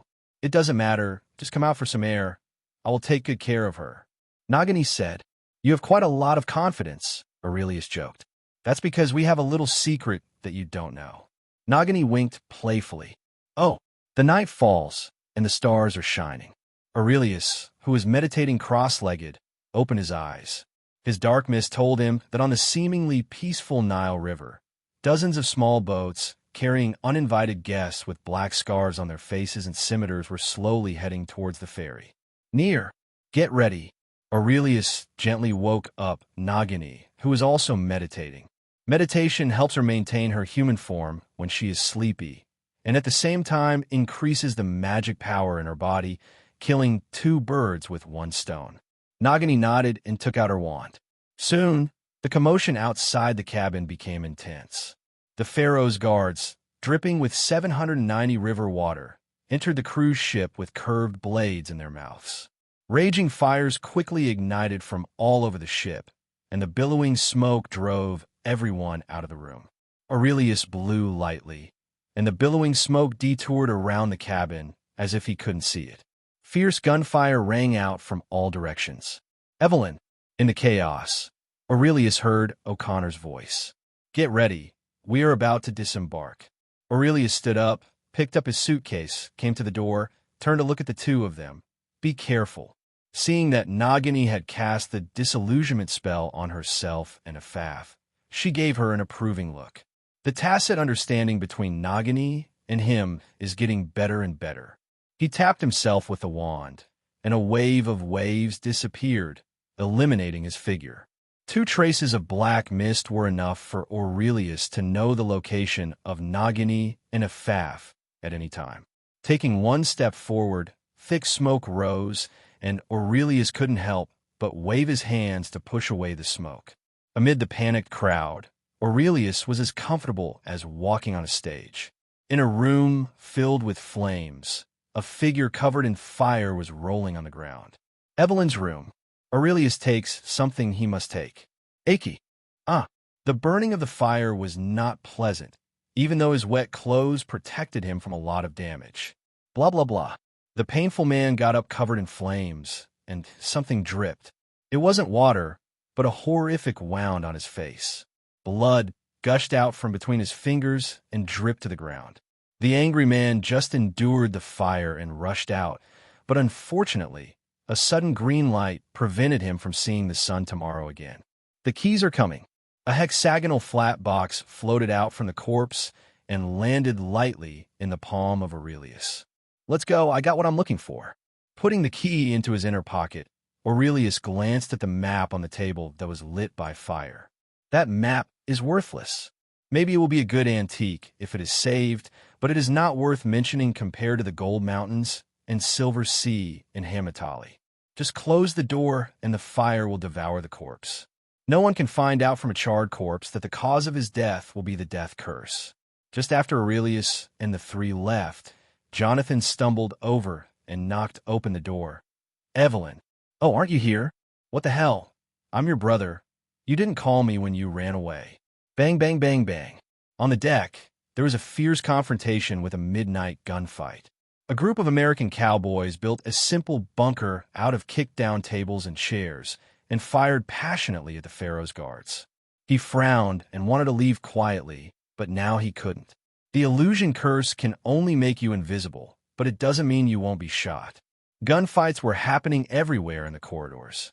Aurelius didn't care about bullets, but Nagini and Afaf couldn't. If you can't avoid it, just get out. Protect everything. The black mist shrouded and opened up a safe passage. As a variant magic of armor protection, all protection has the defensive effect of armor protection, but the difference is that all protection works in a range, while armor protection can basically only defend the plane perpendicular to the wand. Fortunately, there was a fire burning on the ship, and it was impossible to tell the difference between the billowing smoke and the black snow in the middle of the night. The 3 people quickly passed through the cabin and came to the empty plywood. Okay, Asterisk, you underestimated us. Nagini smiled. Transforming into Obscurus, Aurelius rose into the sky and flew towards the shore along with the thick smoke. Nagini glanced at Afaf, who was a little nervous, hugged her tenderly, put a bubble spell on her head, and pulled Afaf to jump off the boat. When they emerged from the water, the 2 of them had turned into a python and a lion. The moon lion, using the bubble head charm, looked a little cute. The bright white moonlight gathers on the horn of the moon lion. The moon that has shone in the night sky of mankind since ancient times condenses the soft moonlight under the call of her loyal believers and bestows the blessings of the moon god on Nagini and Afaf themselves. As the moonlight condensed, Nagini felt full of power. A crescent horn penetrated her scalp, and a pair of wings similar to fish fins grew out from under her ribs. Unexpectedly, it was so late at night that the silver-white sharp horns were indeed a bit conspicuous. Nagini pulled a faff and sank to the bottom of the river. The moon lion held Nagini's tail tightly with its two front paws, a giant, several-meter-long tail.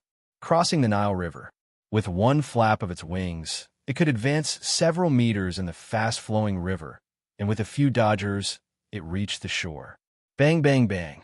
Aurelius naturally witnessed everything.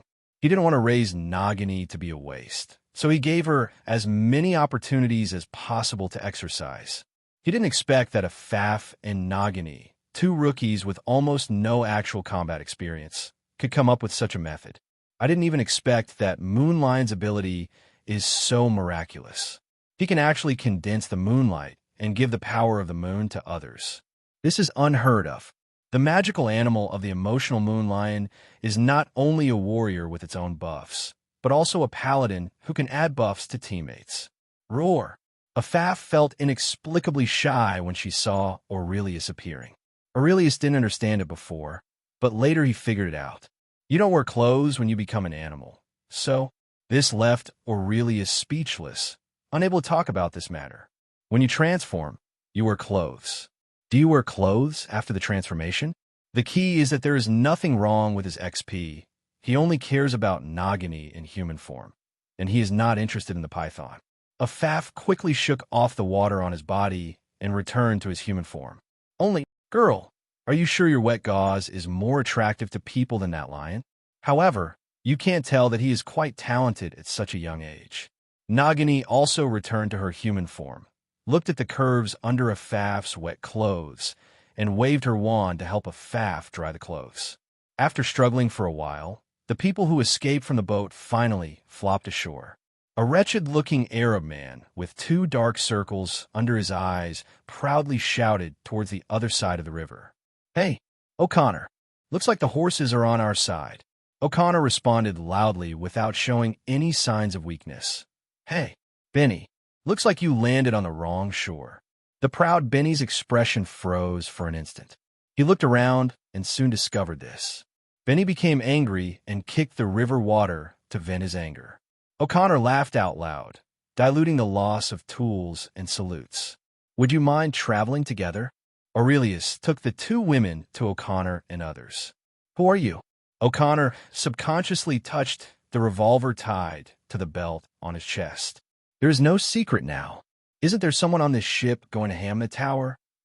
Aurelius smiled. "You going to ham a tower too?" "Damn it," Jonathan wailed. Some of his small money may have been taken away again. Evelyn held O'Connor's arm tightly. The warden who came to seize the treasure showed his official power at Aurelius. "Hey, listen up. I am the warden of Cairo, Zhao prison. You'd better go back where you came from, otherwise I can send you to the gallows when I come back." Aurelius was too lazy to pay attention to this guy. He kept looking at O'Connor. In this team, the only one who can call the shots is O'Connor. "No, I'm sorry." O'Connor rejected Aurelius' invitation to form a team. It was difficult for O'Connor to trust the three people with unknown origins. They were different from the Americans on the other side. He knew nothing about the three Aurelius. "Okay, feel free." Aurelius chuckled, leaving the demon with the two women. It doesn't matter.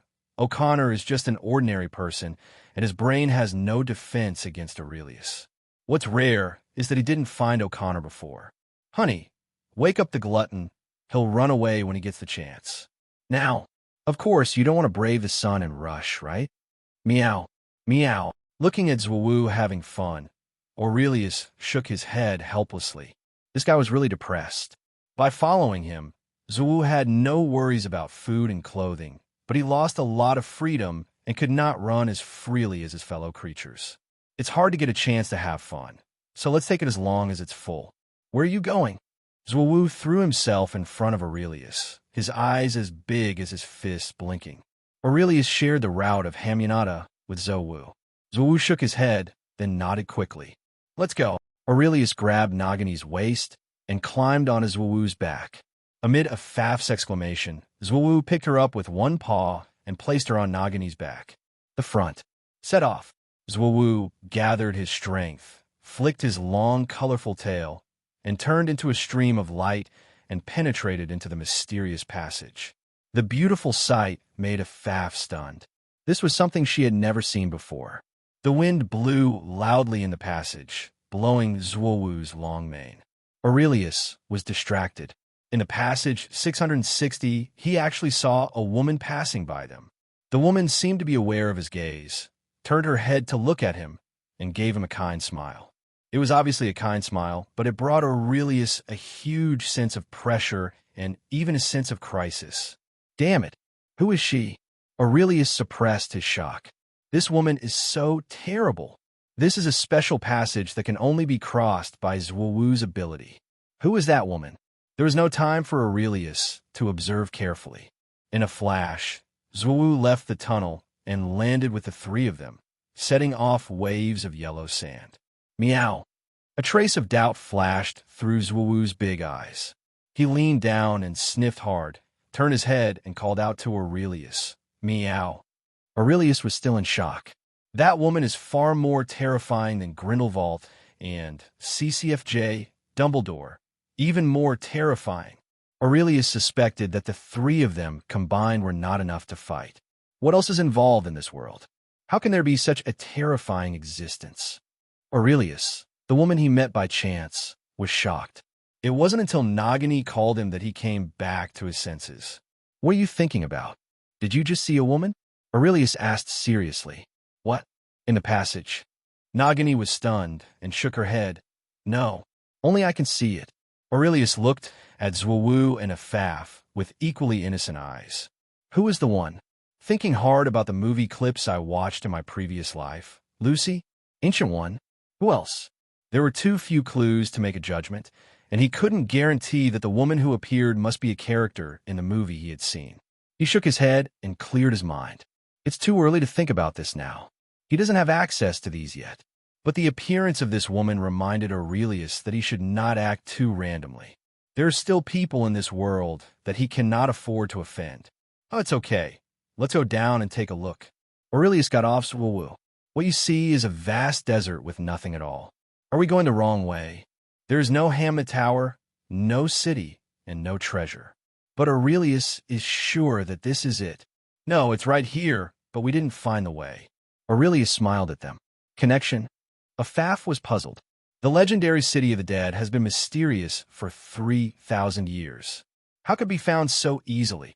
Aurelius straightened up.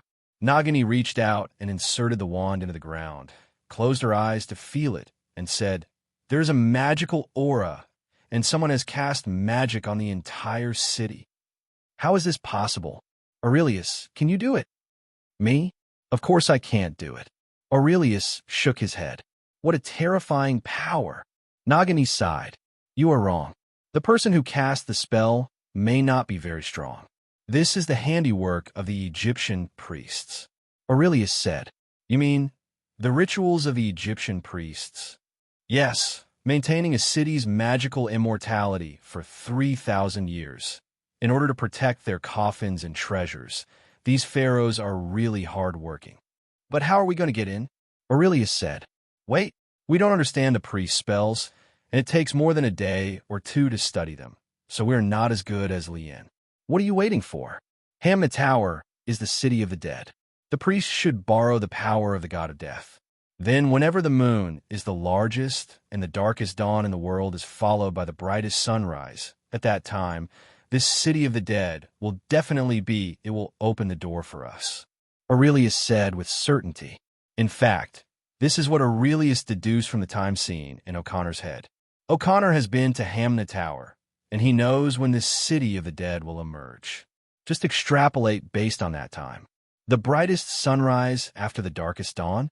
That's early morning the day after tomorrow. The long yellow sand. The Sahara, the largest desert in the world, can be described as a desolate place within desolation. You can hardly see anything except yellow sand. Staying in such a place for 2 days is very torture, but fortunately with the magic, daily life will not be affected. There is even leisure and elegance in reading books and chatting in the box, drinking tea and playing chess Wizard chess, of course. 2 days passed quickly, and the brightest morning was about to come. Go to bed early and get up early. As the sun rises, its brilliance gradually spreads over the earth, and waves slowly appear in the air, like water, and a desolate city stands on the desert. That's Hamnet Tower? Afaf asked excitedly. She couldn't believe it. She even rubbed her eyes, seeing the towering, desolate, ancient city again.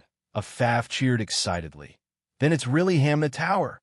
Incredible, Nagini exclaimed. It's nothing incredible, the priest's magic. Aurelius smiled.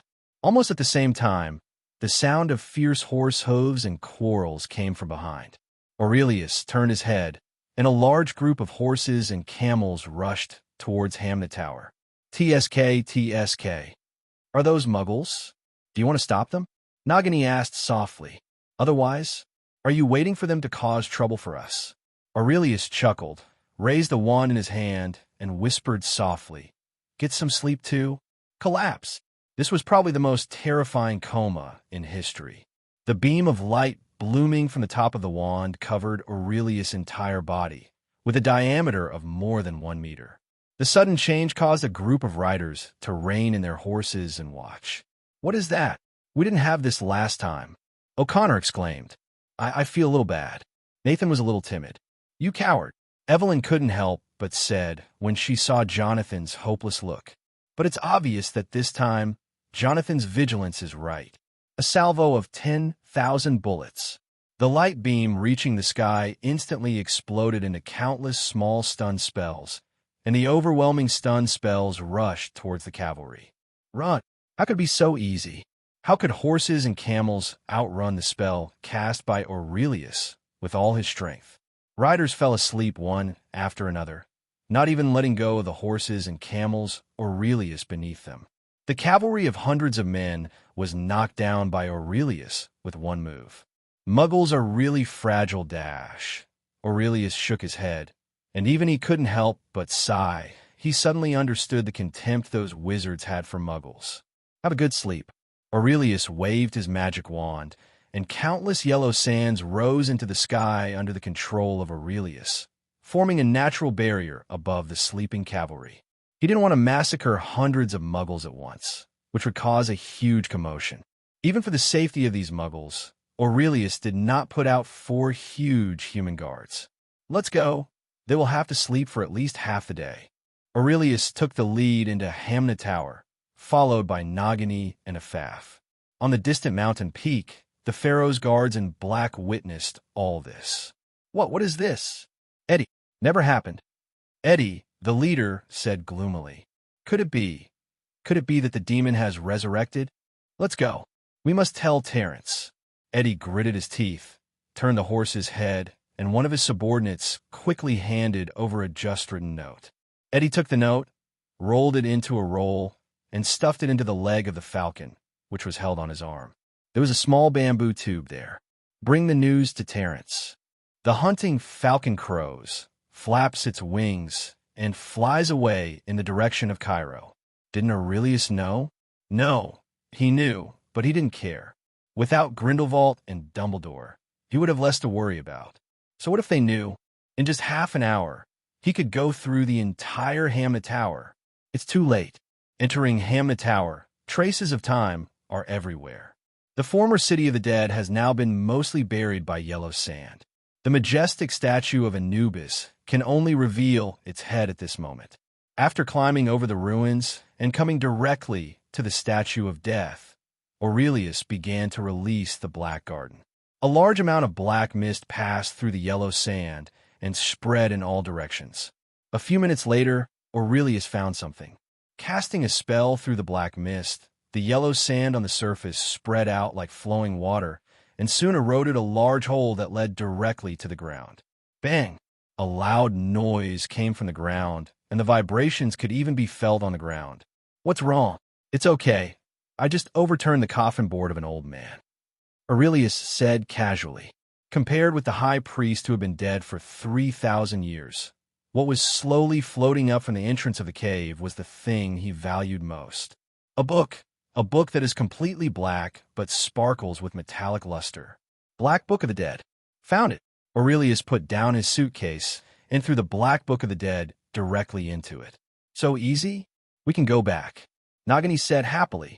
Of course she was happy. Obtaining the Black Book of the Dead meant that Aurelius was not far away from completely cracking the cursed beast. And this means that the curse on her will be lifted. She no longer has to worry about not being able to wake up one day. It's not enough. There is one more. Aurelius followed suit and found the Golden Sun Book at the feet of the sun god Ra. The two divine books that recorded the secrets of ancient Egyptian priests were easily obtained by him. By the way, another target Aurelius was looking for was also discovered by the Black Mist. Oh my God! As the door was broken open, Jinshan appeared in front of the three people. A mountain of gold of genuine value. All kinds of gold products are piled up like mountains, enough to mine. You know, this is a mountain of accumulation. The more you go down, the more it will get.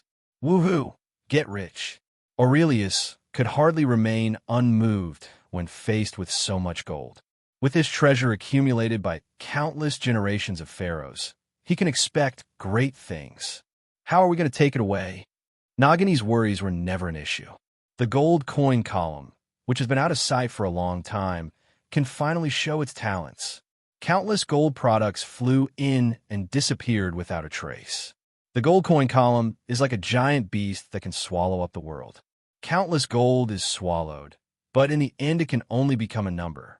Within a moment, the golden mountain disappeared, leaving only a pile of jewels rolling to the ground. This is bad. How can you think that jewelry is not money? Oh, what happened? Drowsily, O'Connor woke up from his slumber. Before his brain could be restarted, the dark sky suddenly collapsed. Puff! A large amount of yellow sand poured down, almost turning the 1,000 men into disgrace. What happened? What's wrong? What the hell? Shet! In the chaotic crowd, Aun found his companion. Holding two guns, he protected Evelyn and Jonathan behind him. A group of Egyptians hired by the Americans to dig for treasures were kneeling on the ground, unable to pull themselves up, and kept praying as if they had seen a ghost. Even the American cowboys, who were fearless, gathered together unconsciously and fought against every enemy. Hamnet Tower! A man who looked like a scholar suddenly screamed, reminding everyone of the purpose of their trip. No, no, no, no. The shadow of Hamnet Tower in the distance was shaky, like a soap bubble that seemed ready to burst at any time. How can these treasure hunters who come for the treasure be so close to each other and be willing to do so? Use both hands and feet to roll and crawl. But they could only watch Hamyonata disappear in front of them. No, my treasure! A group of people wailed, and the mysterious Hamnet Tower fell into silence again. The next brief appearance will be at least a month later. Aurelius would not care about these people. With more than 9 figures of gold coins and a suitcase full of jewelry, the Aurelius trio had returned to the outside of Cairo. In the past, I carefully maintained the development of the plot just to find Hamnet Tower. Now that I have obtained the treasure and 2 sacred books, who cares how the plot develops? What's written in the book? Aurelius shook his head. You'd better not know that the Black Book of the Dead represents resurrection, and anyone who chants the spell will resurrect a terrifying monster from 1,000 years ago. Nagini shuddered unconsciously. A monster from 3,000 years ago? Yes, a monster that can cause the 10 plagues of Egypt. Then I don't want to know. Nagini waved her hands repeatedly. Okay, you go in a company of Faf. I'm here alone. Aurelius smiled. Nagini has never been a scientific research talent, and she really can help with such delicate work. Busy. Leaving Aurelius to refill the tea, Nagini exited the room. Aurelius studied it. The Black Book of the Dead is entirely written in ancient Egyptian script. In Aurelius's view, the birth of the Black Book of the Dead seemed to be a backup. Anyone, even a muggle without magic power, can cast spells as long as they know these words and recite the incantation. The ancient Egyptians 3,000 years ago would not have expected that their descendants would become extinct, and no one would know the writing. The crisis consciousness of these ancient Egyptian priests lies only in the loss of divine grace and the interruption of the priestly inheritance. In this case, The Black Book of the Dead can prevent the priest's inheritance from being cut off. The Black Book of the Dead shouldn't be Immortan's masterpiece because he doesn't have the ability yet. Even after his resurrection, Immortan has boundless powers and can easily create locust plagues, control the whole city, summon meteorites, and block the sun. But that's not his ability. It's the calendar given to him by the curse he received. Speaking of curses, Aurelius was speechless. What kind of ingenuity does it take to invent such a curse? A person who has done the most evil has gained more power. Are you sure this is not seeking death? Back to business. The High Priest Immortan was not very powerful during his lifetime. At least his combat ability was definitely not up to par. Otherwise, he would not have been caught by Pharaoh's guards who had no supernatural powers and even been tortured. Aurelius suddenly frowned and looked at the Black Book of the Dead in his hand. He suddenly thought of something. 3,000 years before the plot began, when Immortan tried to resurrect Oxuna for the first time, he seemed to have used the Black Book of the Dead, right? Coupled with a mysterious and missing Egyptian priest. Aurelius suddenly had a crazy thought. No way. Shaking his head to get that crazy thought out of his mind, Aurelius turned his attention back to the Black Book of the Dead. Of course, Aurelius couldn't understand the ancient Egyptian text in the Black Book of the Dead. But he doesn't need to understand. The Black Book of the Dead has its own magic power. It can be said to be a powerful mute priest. All it needs is someone to pull the switch. To use and cast spells, spells are necessary, but Aurelius is not here to cast spells. He is here to study the principles of spells. The wand wanders on the Black Book of the Dead, and a trace of magic power is accurately injected into it, exploring the secrets of the Black Book of the Dead spells. Injecting magic is not difficult. Any wizard can do it, but it is difficult for someone like Aurelius to use injecting magic as a detection tool. This is the research result of the Obscurus Black Mist talent and Aurelius double effect. The Black Mist can be used as an extension of Aurelius' body and can even cast spells from a distance. Using Black Mist to cast spells, the wand is no longer indispensable. At worst, it is a one-time use. Casting the spell once will destroy a wisp of black mist.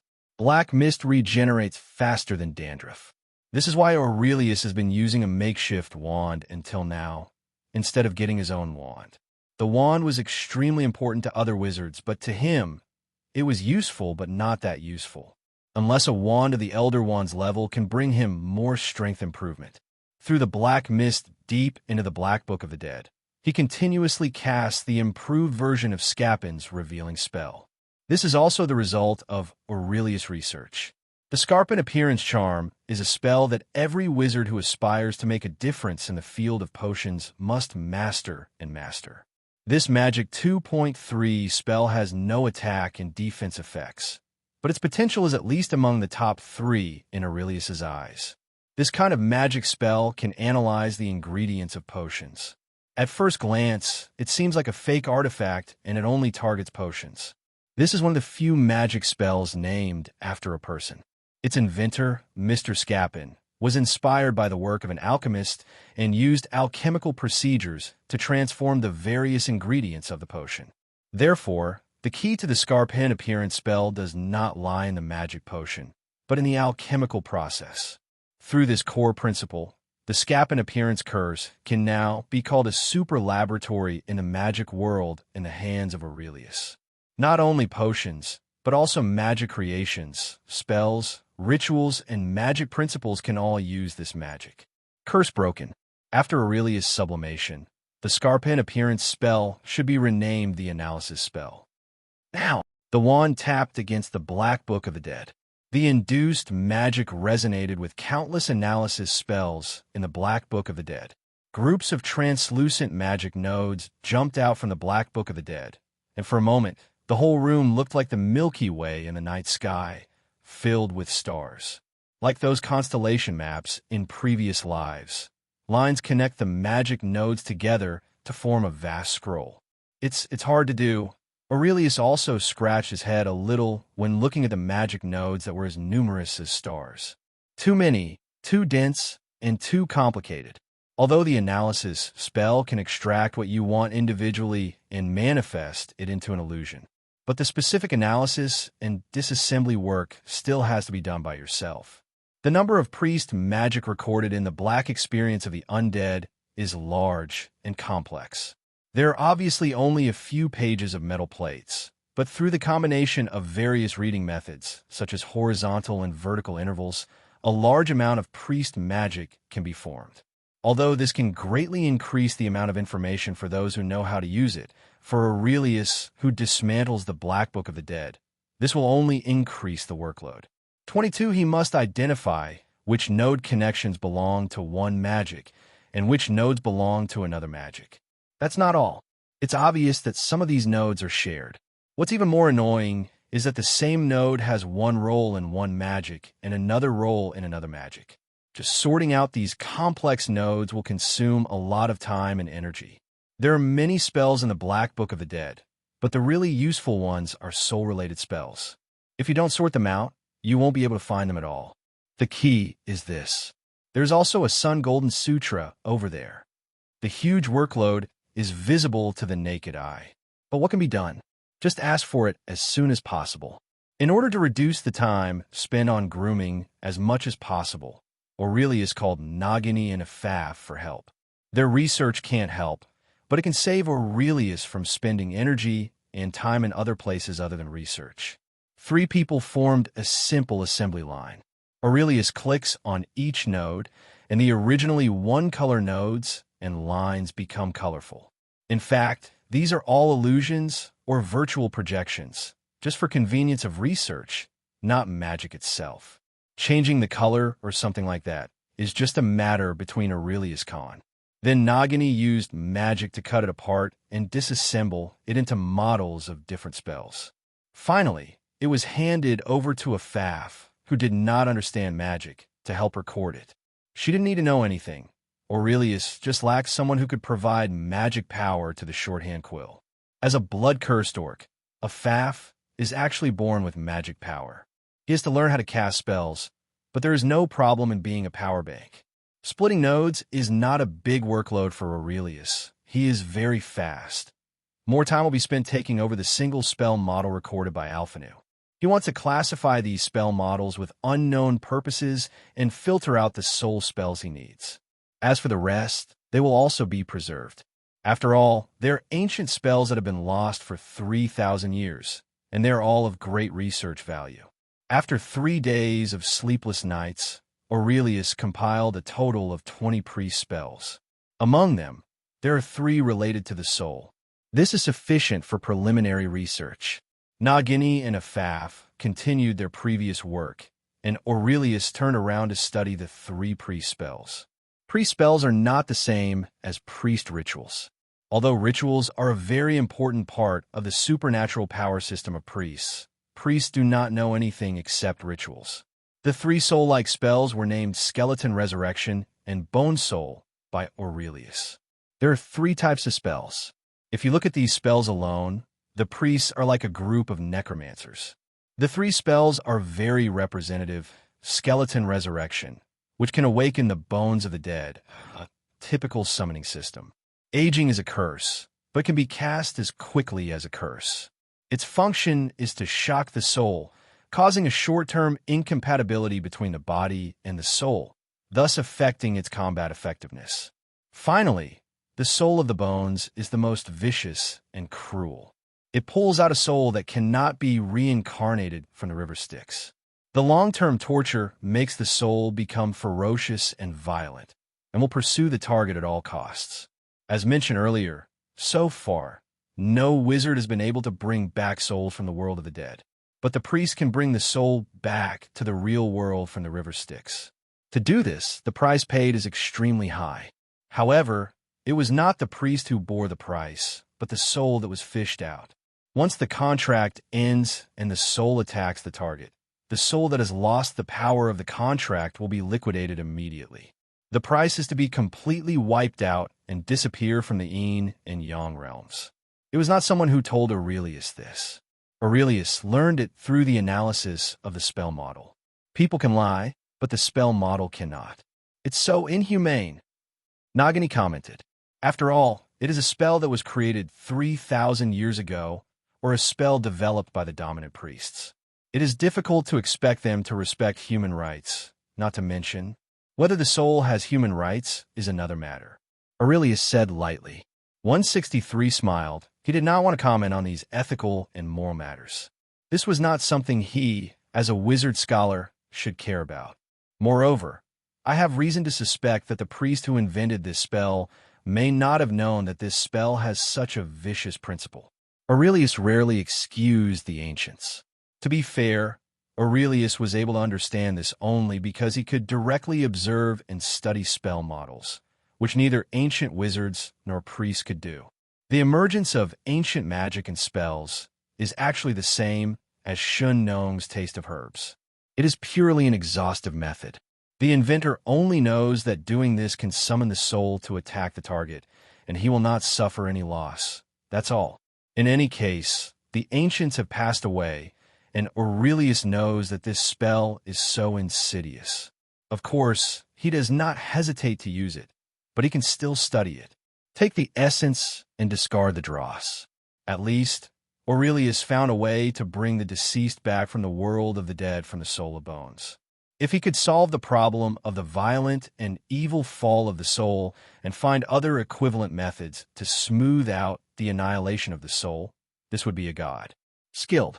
As for the bone soul's help in breaking the blood curse, Aurelius already knew it. That's lock in. Targeted?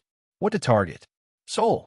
The wizard's research on the soul was quite superficial, and until the later harvest period, it was limited to destruction. That is the death curse. In the final battle, Harry Potter was cursed by Voldemort, killing his own soul. This means that when there is more than one soul in a body, the death curse cannot lock the target at all. But Soul of Bones can. To pull people from the river Styx, you have to find them first before you can pull them. However, Soul of Bones is not good at locking souls. Aurelius prefers the ritual of Immortan resurrecting Oxuna in the original play, which is called accurate positioning. It's just that Aurelius hasn't found this spell yet. Let's make do with the Soul of Bones first, which can be considered as some preliminary preparations. Just when Aurelius was immersed in scientific research, Cairo, which he thought was peaceful, was undercurrent. You still want to go? Miss, if we hadn't been lucky last time, we would have been dried in the sun. When Evelyn found her in the hotel and learned that Evelyn was going to ham the tower again, O'Connorwyn said angrily, "That's my dream. I want to find that book, the legendary book." "That's great. That stupid guy is guarding Ham the Tower. If there's one, you can just buy it from him." O'Connor was referring to the warden. Monada disappeared, and the warden went crazy. Neither Evelyn nor Jonathan seemed wealthy, not to mention O'Connor. So where did their last boat ticket and later camels come from? Quite simply, investment from the warden. In order to get 25% of the treasure, the warden not only released O'Connor, but also had to take a sum of money to support him. But watching Hamna Tower disappear, not to mention 25% of the treasure, even his own investment was in vain. How could he give up? Angry and angry, he immediately threatened to put O'Connor, Evelyn, and Jinnison in jail again. In order to solve the problem, O'Connor told him the truth. One day, every month, Hamnada will open the mysterious door. This is actually no secret anymore. O'Connor knows it, and so does the coward Benny who betrayed him and escaped. If he knows it, then those Americans will also know it. Seeing that they were only one step away from the treasure, those Americans who traveled all the way to Egypt would not give up no matter what. They even camped directly at Hamna Tower, preparing to eat sand for a month, waiting for the next time they enter Hamna. Tower of Opportunity. O'Connor dragged Evelyn and Jonathan back to Cairo twice. The two experiences of Hamnada's near-death experience made O'Connor deeply conflicted. But the warden, who was already greedy for profit, refused to return and got together with a group of Americans. What's even more surprising is that the Americans actually agreed. They actually agreed to share the treasure they were going to get with one more person. But these O'Connors didn't want to care. Back in Cairo, the reluctant Evelyn and Jonathan made O'Connor fall out of favor. To this day, O'Connor has regarded that beautiful figure as a passerby in his life. But unexpectedly, Evelyn appeared in front of him again. "I'd agree." Evelyn stared at him angrily. If she had money, would she still need to look for it? "Miss, madam, I never want to go to that shabby place again." "Okay, you rescue me from prison. I have taken you to Hamlet Tower. Our contract is over." "Okay." Evelyn looked at him blankly. "Are we just a transaction?" "Yes, we're just a deal." "Sorry to bother you, Mr. O'Connor." Evelyn bowed to O'Connor, then turned and left. O'Connor looked at her back, but couldn't lift the wine glass in his hand. He had to admit that he was very fond of this girl. But risking her life? O'Connor poured the brandy in the glass into his mouth, threw down the 2 bills, and left the hotel. Hamlet Tower. 3 people and 3 camels came here again. "Hey, man, I knew you were loyal enough." Jonathan had a proud face. "Shut up. Listen, follow my orders. That place is too evil. You must not act rashly," O'Connor said with a lawsuit on his head. He even wondered if he had gone crazy and would come to this ghost place for the 3rd time. I know, Jonathan said perfunctorily. "Seriously, O'Connor, you're a little nervous.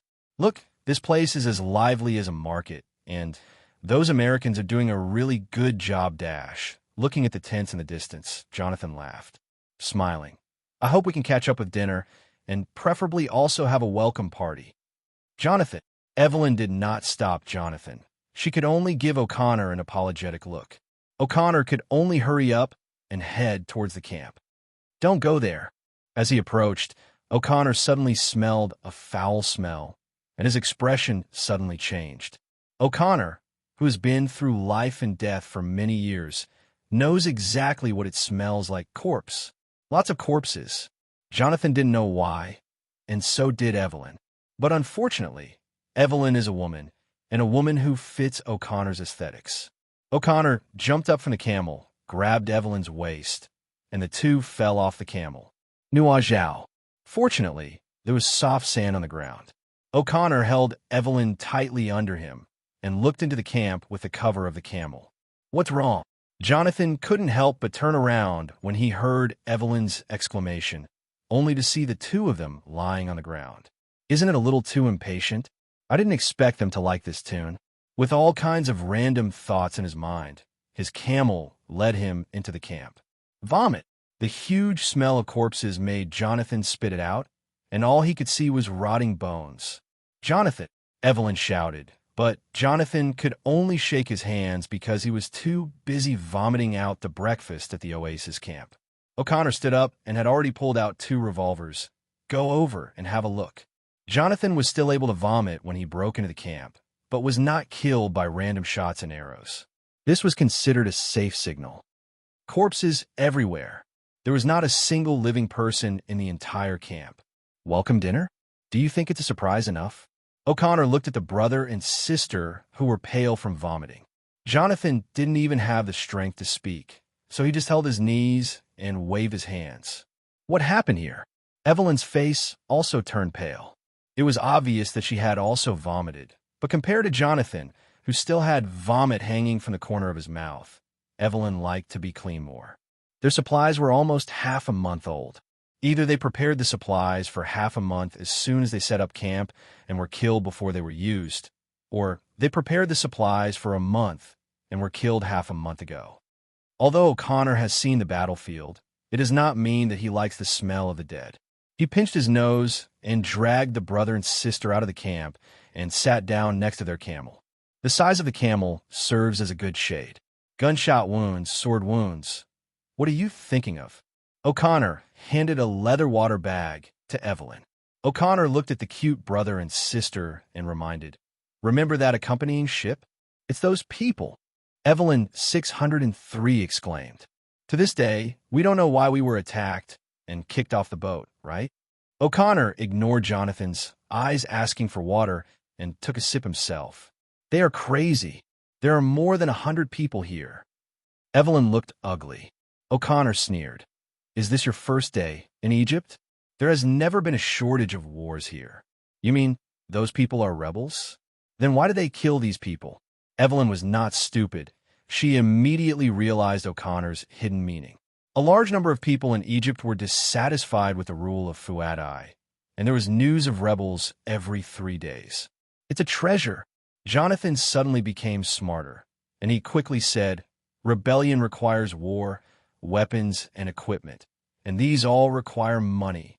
The rebels cannot buy arms openly, and their weapons and equipment will only become more expensive. They need money. They need treasure. I can't think of any other reason other than this, O'Connor said. O'Connor even remembered that more than 3 years ago, his troops found Hamna Tower, but faced an attack by thousands of rebels. Those rebels broke into Hamna Tower, faced death but survived, and the terrifying face revealed by the stirring of yellow sand, the terrifying and strange sound, and narrowly escaped death. At that moment, looking back at the cliff, I saw the familiar knight in black. He was wondering if this was happening again. I didn't see the bodies of those Americans, Jonathan said. They don't dare to kill Americans, and they still hope to buy arms from the United States. I didn't see the one leading the way either, Evelyn added. Benny? This is so normal. He has a way of escaping. O'Connor said sarcastically. Did they escape back to Cairo? Then who knows? How about it, Evelyn? Do you still want to go? Tomorrow morning, what's waiting for us here won't be more than 100 corpses, but maybe an organized rebel army. O'Connor looked at Evelyn. Deciding to come to Hamyonata again, Jonathan's support is certain, but Evelyn's intention is the key. Evelyn felt a little confused. Rebels. She is British. Although she is of mixed race, isn't it the British's actual control of Egypt that she uses those rebels to fight against? Decide quickly. We'd better leave as soon as possible. If it is really an army, they will not come here on time, but will be stationed in advance. They may arrive at any time, O'Connor urged. After a long time, Evelyn raised her head. I'm not willing to dash. Okay, get up and follow me. O'Connor said simply, CCFG. Hey, did you listen to me? Are we going back in despair again? Evelyn said, dissatisfied. Listen to me, okay? O'Connor didn't tolerate her refusal at all and directly picked her up and stuffed her between the camel's humps to sit down. The three of them set off, Evelyn half-heartedly, but still kept chanting, but soon Evelyn discovered that this didn't seem to be the way back. Wait, where are we going? The hilltop over there is a good observation point if you don't want to be surrounded. If there's an army before tomorrow morning, we will leave immediately. If not, it proves that I guessed wrong today. It is not possible to ride a camel from there. There's enough time. Just as O'Connor was getting ready, the three of them headed to the mountain to camp. 2 kilometers away, a large number of black knights fell in a pool of blood. Endless blood gathered into a small bloody lake in a vast sea of sand. Terence Bey, the curator of the Egyptian Antiquities Museum, the elder whom Evelyn was most familiar with, appeared here with a gloomy expression. Half a step behind him was his most trusted subordinate, Eddie Bey. Tell me what's going on. Terence closed his eyes tightly, and his rapid breathing showed the anger in his heart. A month ago, these people tried to find Hamnata. Eddie said, Don't say what I know. Terence turned back coldly. We failed to attack the cruise ship and failed to find the map and key. I thought we could not prevent them from entering Hamna Tower and prepare to strangle them in the desert at night. But, you mean the yellow sand gathered into a ceiling? Yes, there are 4 yellow sand guards. I'm not sure. Fortunately, those people didn't enter Hamna Tower. They missed the opportunity to enter. Eddie continued, A few people left, but most of them I stayed, so in the evening in a night attack, the expedition team, which was mostly composed of ordinary Egyptian laborers, was unable to resist under the impact of elite soldiers. The operation was very successful. Almost everyone was silenced, and the remaining ones who resisted were captured alive after they ran out of ammunition and food. It's those Yankees. Eddie did not make any rash decisions. He was worried that the Yankees' identity might cause changes, so he just captured them alive and planned to hand it over to Terence himself. I gave the order. Lottie led the team and the prisoners back to the camp. I stayed there to deal with the traces. But unexpectedly, I had already returned to the camp. Lottie had set off earlier, but he hadn't arrived yet. Eddie said guiltily, I realized something might have happened to them. I sent people to search along the way, but they were never found. It wasn't until the day before yesterday that I found them in the completely opposite direction of their return to the camp. But Eddie took one look at the tragic scene below, and it was self-evident. How did they die? Terrence asked. Ambush, sudden attack. Eddie lowered his head and said, a sudden attack? Leaving my 300 guards defenseless? Terrence laughed angrily. He walked down the ramp angrily and pointed around the corpse. Are you blind? Tell me, what kind of attack can make 300 guards defenseless? Look, they're marching in formation even to death, with scimitars and sheaths and rifles on their backs. Terrence's anger awakens Eddie. He was just a rough guy, a top-notch expert in fighting and killing, and he really didn't notice. What's going on? Didn't they resist? Eddie was shocked. Terrence snorted. None of our people are alive, but there is not a single corpse of the other party here. They cleared the battlefield. Cleaning the battlefield can remove the corpses, but cleaning the battlefield will make the opponent's body look like this? Terrence hated the iron. Eddie said with a guilty look on his face, I didn't find it. Alas, you have been stable for too long. Terrence sighed. I didn't expect that thousands of years of grudges and grudges would eventually have to be settled. Eddie raised his head suddenly. You mean a priest? Who else can there be except them gutter rats? Terrence said disdainfully, and he said seriously, Eddie, I'm old. You haven't seen the priests or dealt with them. I don't blame you. But you must know that the grudges between our pharaoh's guards and the priest have lasted for 3,000 years. I thought that this 3,000-year tug-of-war had come to an end in my hands, but looking at it now, I am too naive. Eddie, you are my heir, and you will inherit the mission of your ancestors. Those madmen have not wanted their god to return to the world for 3,000 years, but we will never allow that monster to rise from hell. You can no longer be so merciful. Hamnada's secret has been kept for 3,000 years, but your soft-heartedness 3 years ago led to today's crisis. Hamnada's secret was leaked. Good luck escape this time. Next time, what about once? Those madmen will eventually come to your door like mosquitoes that smell blood. As long as there are still people who are greedy for the treasure of Hamna Tower, the monsters will be discovered one day. Eddie's head almost dropped into his chest. What do you want to say? Why don't we dig it out first and hide it in a place only we know? Eddie mustered up the courage. Terrence shook his head. You want to go there and find another real god of death to suppress this monster? Then we can kill it. Who to kill? Morton? He's already dead. Absolutely dead. How do you kill a dead man? Terrence patted him on the shoulder. Eddie, you're not the only one who can think of it. 3,000 years have passed, what?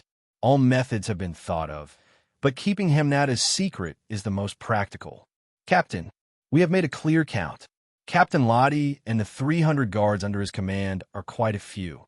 A guard in black came to report. How much? Before Eddie could say anything, Terrence suddenly interrupted and asked. 300 people. Specific.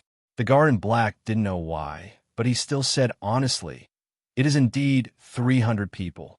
Eddie also testified for him. I did assign 300 people to attack at that time. No. Terrence raised his hand and stared at him. You said Lottie was escorting the prisoners back to the camp. Eddie was startled and asked quickly, where are those Americans? The guard in black shook his head blankly. I've never seen him before. They are all our people. Terrence slammed his fist. Oh no. Bad? What's bad? The guard in black had questions all over his head. Eddie, call the 12 guards immediately. Hurry. If you are too late, we may be the losers in this 3,000-year grudge. As you command, the fire rose, illuminating the surrounding darkness. In a deep cave, the man-made altar looks ancient and weird. Dozens of people wearing red scarves and red gauze behaved in unison, lowering their heads to pray, and the prayers chanted in low voices echoed in the cave, adding a bit of horror to the ancient altar that was already disturbing. Please give me flowers. Let us go. We are American citizens. What do you want? Money? Weapons? I can help you contact them. One after another, it is the missing American expedition team, a group of 5 people, each blindfolded with a red scarf and tied with ropes. They could see nothing but the terrible prayers in their ears made them panic. Of course, a few rough American cowboys couldn't understand the ancient Egyptian language, but they couldn't stand it. Among them was a real understanding person, a scholar, a more professional and profound ancient Egypt scholar than a self-proclaimed Egyptologist like Ellen Tristan. No, no, no. Don't do this kind of thing. In the 20th century, please believe in science. It was also an ancient Egyptian language, and the effect was so impressive that all the red priests present were stunned. 0. Especially the sinister middle-aged man who seemed to be the leader and high priest in front of the altar. You know the word? I'm a priest specializing in Egypt. In ancient Egyptian, there are no scholars, only priests. Priests were not only the managers of the pharaoh dynasty, but also the inheritors of civilization, culture, and knowledge. Let him come over. Halves. I said, let him come over, the middle-aged man reiterated in a loud voice. The black guard on the side walked into the altar angrily and pushed Alan out who was speaking. He who stole the holy word. Tell me, where did you get the spell? Halves asked coldly. It's the pharaoh's coffin in the pyramid. I blurted out, but regretted it as soon as I finished speaking. This group of lunatics who kidnapped them all spoke ancient Egyptian and performed rituals used to worship gods in ancient Egypt. But he told them the incantation he knew from the coffin of Pharaoh. The point is not the spell, but the coffin. Pharaoh was a god in ancient Egypt. How could his coffin be allowed to be approached casually? It's over now. Play yourself to death. Blasphemer. Half smiled coldly. Alan was shaking all over. He couldn't see anything. His hands were tied, and all he could rely on was his ears. Aye. Alan stammered. Give you a minute to convince me. English? How the hell do you speak English? Alan cursed in his heart, but Half's cold voice made Alan see the light. Yes. I know Hamnatha. I know it too. I know. I brought them all. Alan's words suddenly shocked a group of Americans, and they shouted quickly. Hamnatha. Half was indeed interested. Isn't this something that these Americans take for granted? Who wouldn't be interested in mountains of treasure? Yes, the city of the dead. The legendary Hamna Tower. We are here to hunt for treasure. As long as you let us go, we are willing to tell you the location of Hamna Tower. Alan spoke quickly, but a huge force pulled his collar, and an unpleasant breath pressed against his face. Are you serious? That's true. We all saw Hamna Tower. Take them down and imprison them separately. Halfsy's words undoubtedly gave them hope. At least they stopped the evil sacrifice. Congratulations. I escaped another disaster. The hearts of several Americans that jumped into their throats were put back down with peace of mind. Lochner, do you believe it? Halfs looked at the black-skinned guard behind him. I don't know, Hamna Tower, we have lost it for thousands of years. After that, we have spent thousands of years without finding it. Lochner frowned. Halfs, a few mortals, they know Hamnatha. Do you believe? Halfs narrowed his eyes and said sinisterly, we cannot let go of any information about the Master, no matter how bizarre, absurd, or unbelievable it is. Leave it to you, my guard. You won't let me down, right? Halfs glanced at Lochner. The strong black guy clenched his fists and said with a fierce smile, I will. Wong Defa, you will. You're going to let me down. Did they say it? Halfs asked, flipping through an ancient document. They wanted to negotiate terms with us, but they soon stopped. Lochner chuckled strangely. Very good. What do they say? Hamna Tower will appear in the early morning after the extremely dark dawn every month. Lochner said, Dark dawn? Is it tomorrow? Halfs turned back suddenly. Based on time, yes. Halfs narrowed his eyes. You survived, right? They're all still alive. Okay, great. Half smiled. These Americans are softer than I thought. Let them lead the way, and we will go to welcome the Master right away. Lochner suddenly hesitated. Is there any problem? My loyal guard. Halfs looked at him with squinted eyes. Lochner said, We haven't found the saint of this generation, nor have we obtained the shrine. Now let the Master resuscitate. I'm worried that he will punish us. Don't forget, we are 3,000 years too late. Halfs took a breath. He knew who their master was, But he couldn't imagine how angry the master who had been tortured for 3,000 years in a decaying body would be. Lochner, you are right. We haven't found the saint yet. We haven't found the shrine yet. We must get the gift for the master before he revives. As paced in the sandstone cave, he suddenly turned his head and looked at Lochner. But this doesn't affect us finding the owner first, right? Lochner was stunned. This. Find a master and bring him back. We can't let him sleep at the feet of death or in the enemy's territory. Halfsey squinted. Once we find the saint and get the shrine, we will immediately hold a ceremony to awaken the master. This is undoubtedly the best choice. Take people there immediately, let those Americans lead the way, and find Hamna Tower. Halfsey's eyes were blazing. The most important thing is to find the owner's coffin. Bring me the Book of the Dead and bring it back to the bandits. Yes. Lochner no longer hesitated and knelt down on one knee to welcome his sacred mission. Beside the campfire, Nathan was sleeping soundly. O'Connor was tending the bonfire with a piece of dry wood. Evelyn sat quietly on a stone nearby, holding a book in her hand. It was once her true love. Everything about ancient Egypt fascinated her, but now it was late, and she couldn't calm down no matter what. Sorry, I know that you may be in danger because of me. Evelyn closed the book with a snap and looked at the worried O'Connor in the firelight. O'Connor chuckled and raised his head. So you know. Of course I know, but you don't know. Evelyn said softly. What? Evelyn wrapped herself in thin clothes and looked far ahead at the desert, where Hamna Tower would appear. A voice. What sound? Evelyn shook her head in distress. I don't know who he is, and I don't know where he comes from. He has been lingering in my ears since we left here and returned. You never said that. O'Connor frowned and stared. What's the use of saying it? You will just think that I am dizzy, and after returning to Cairo, this voice disappeared. Evelyn smiled. That's not necessarily the case, O'Connor's eyes sharpened, and he thought of 3 years ago. Have I told you? I also heard a strange thing in Hamna Tower 3 years ago. You never mentioned it.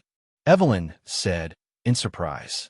That sound allowed me to escape from death and escape from more than a dozen guns. The rebels who were chasing me fled.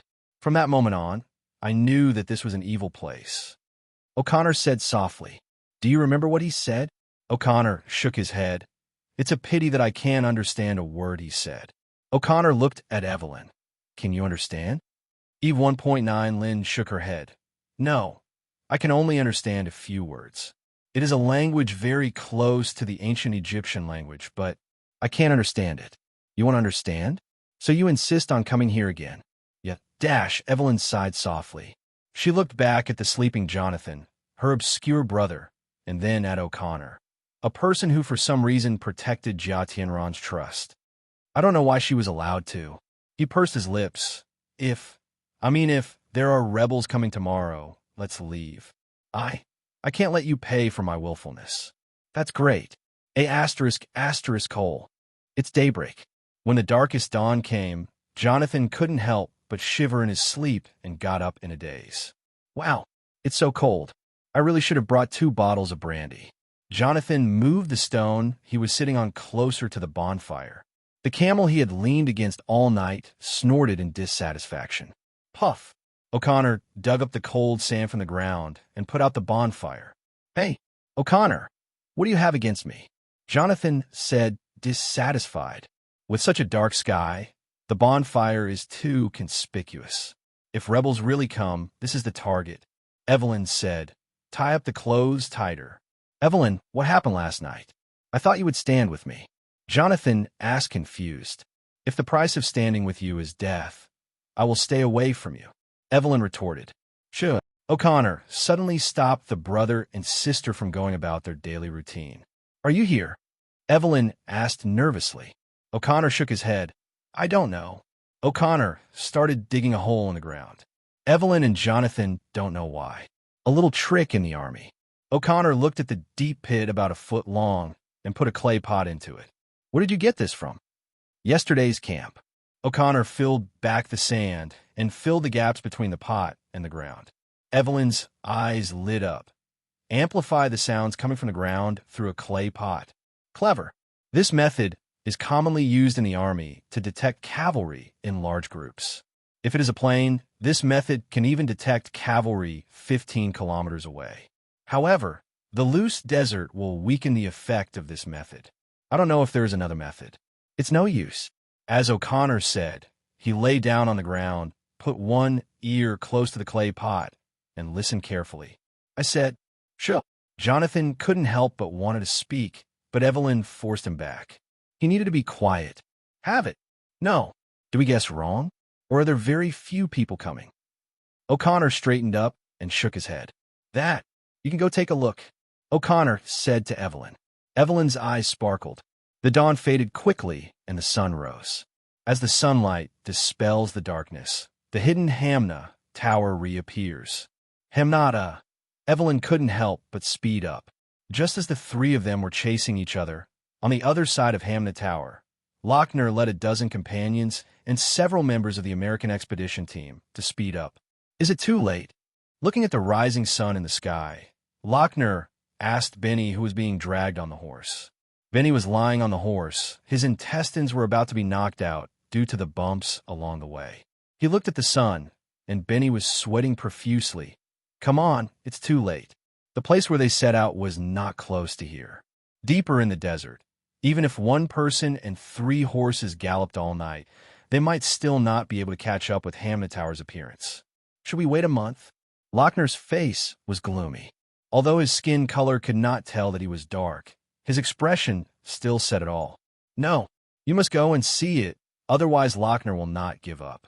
Everyone speed up. Yes. Hamna Tower. O'Connor and the other two entered Hamna Tower smoothly, and Jonathan seemed to see countless treasures flying towards him. Jonathan, who was in poor walking condition, was having fun in the ruins of Hamna Tower. His offbeat cheerfulness also made O'Connor and Evelyn relax. What to do next? You are a professional. O'Connor handed the tool bag together with the ammunition bag behind him to Evelyn. As he said, he was good at killing people, but archaeological adventures were not his forte. Leave it to me. Evelyn was full of confidence. She took the tool bag and walked south toward the statue of Death exposed in the yellow sand.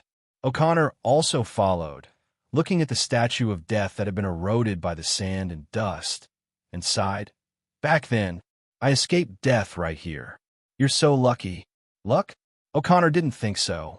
The terrible sound and the terrible face made of surging sand were not good signs. Someone has been here, Evelyn exclaimed. What's wrong? O'Connor came over. Someone has been here. There's a hole here. Evelyn squatted half-crouched, her fingers stuck in the sand. This place looks no different from other places. Jonathan came over. Evelyn just glanced at him and then gently hugged him with her arms. Yee! The calm sand suddenly turned into quicksand, and a huge hole appeared in front of the 3 people in the blink of an eye. Someone came here a month ago, and they opened a hole here, but this month's wind and sand reburied the entrance of the hole. The support is very fragile, and the entrance of the hole can reappear with just a little stirring. Evelyn's expression was very serious. Dignified, she was not complacent about her keen awareness. On the contrary, the 370 hole was right in front of the statue of Death. Statue of Death. According to legend, there's a strange book hidden under the feet of the god of death in Hamna Tower, the Golden Sutra of the Sun. This book is what Evelyn has been dreaming about. She doesn't think there is any magic in this world, let alone any curse. But as an archaeologist, even if she thinks so, she feels that this strange book will help her unlock more mysteries of ancient Egypt. 0133111122 Felu 163123311. But now, the appearance of the hole gave her a bad feeling. She felt that someone had gotten there first. After hearing Evelyn's concerns, O'Connor was more direct. Just go down and take a look. Be careful. Evelyn watched as O'Connor checked the rope twice, walked back to the entrance of the cave, and before preparing to jump, she warned seriously, I don't know what Hamatari is like, but the burial place is buried here. With several pharaohs behind him, there's a possibility that there are any traps here. Can an antique from 3,000 years ago still be used? O'Connor smiled, kicked his legs, and jumped down from the hole with a diameter of only 2 feet. Poof! Poof! O'Connor, are you okay? Well, not good. I took a bite of sand, O'Connor said with a smile. Come down. It doesn't look dangerous. Call. High-burning pine oil torches lit up the world under the cave entrance. An artificially dug cave with a large amount of sand accumulated. The walls on the 4 sides are not high, but they are all artificially carved smooth stone slabs. This looks like a sewer. The smell of decay mixed with a pungent smell penetrated the tip of his nose, and Jonathan couldn't help frowning and fanning himself. This is the sewer. Evelyn held up a torch and observed carefully. The trenches on the ground are for drainage. We should be at the feet of death now. Great. Where's what you're looking for? O'Connor asked. He didn't want to come at first, so he urged, hoping to leave as soon as possible. It should be here. Hamna Tower is the city of the dead, so it should belong to the realm of the god of death. The statue of death is undoubtedly in the center of Hamna Tower, including the drainage canal here, and it is not for the city of Hamna Tower. The purpose is to drain the water around the statue of death and prevent it from being damaged due to water immersion. Evelyn explained, the Golden Sutra of the Sun will definitely be enshrined here. O'Connor looked at the sand in front of him and took a breath. Okay, this is a big project. Jonathan, please. Oh, me? I can't. I caught a cold last night, and now it hurts so much when I bend over dash. A shovel was inserted into the front of Jonathan's foot, just a few centimeters away from cutting off his toes. Jonathan quickly changed his words. Okay, I'll be right away. The 3 of them got started and cleaned up quite quickly. They quickly dug out a hole in the sand, blocking the wall at the feet of the god of death. But as he dug, the pungent smell in the air became stronger and stronger, which made O'Connor change his face. Did you smell it? It's hydrochloric acid, Evelyn exclaimed. O'Connor asked the 2 of them to leave, and he shoveled down. A lump of mud-like stuff was dug out, but it kept bubbling. High-pressure hydrochloric acid, ancient traps. I didn't expect it could still be used after 3,000 years. O'Connor glanced at the wall and the position where he shoveled and sighed. I don't know what triggered the mechanism, but I'll find out right away, Evelyn said excitedly. Speeding up, a stone carving surface that was completely different from the wall was dug out. Unfortunately, part of it was corroded, which greatly reduced its value. But at the same time, it also destroyed part of the internal mechanism, allowing it to be easily opened. It was just the rectangular damage on the stone wall that made Evelyn's mind sink. The shape really looks like a book. O'Connor used a crowbar to pry it open, and something like a double-layer cabinet was exposed. The upper level is empty, while below, there are 4 small jars with different animal head shapes. Evelyn's expression changed. You look like you know this thing. Canopic jar. Evelyn's expression turned ugly. What's stuck? What is this thing for? Is it valuable? Jonathan saw the exquisite clay pot and was so greedy that he reached out to take it.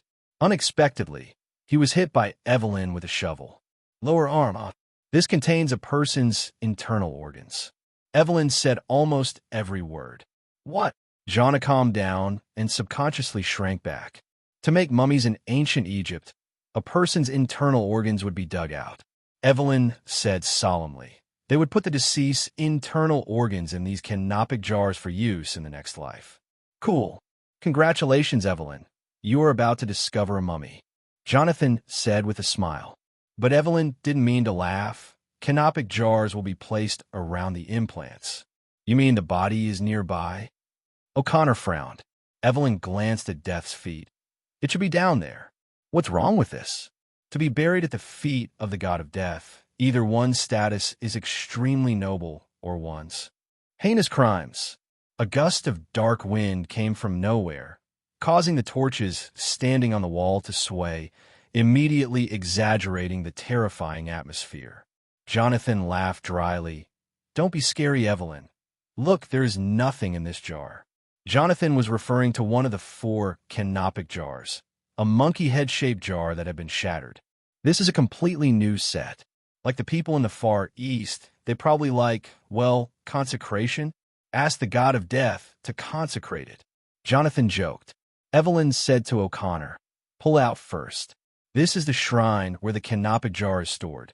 Although it has been damaged, there should be some information on it. O'Connor nodded, and he and Evelyn worked together to pull out the shrine. It's a bit heavy, but it lands smoothly. Call. Blow the dust off gently to reveal the words on the shrine. O'Connor didn't recognize her, so he wisely made way for Evelyn. What's written on it?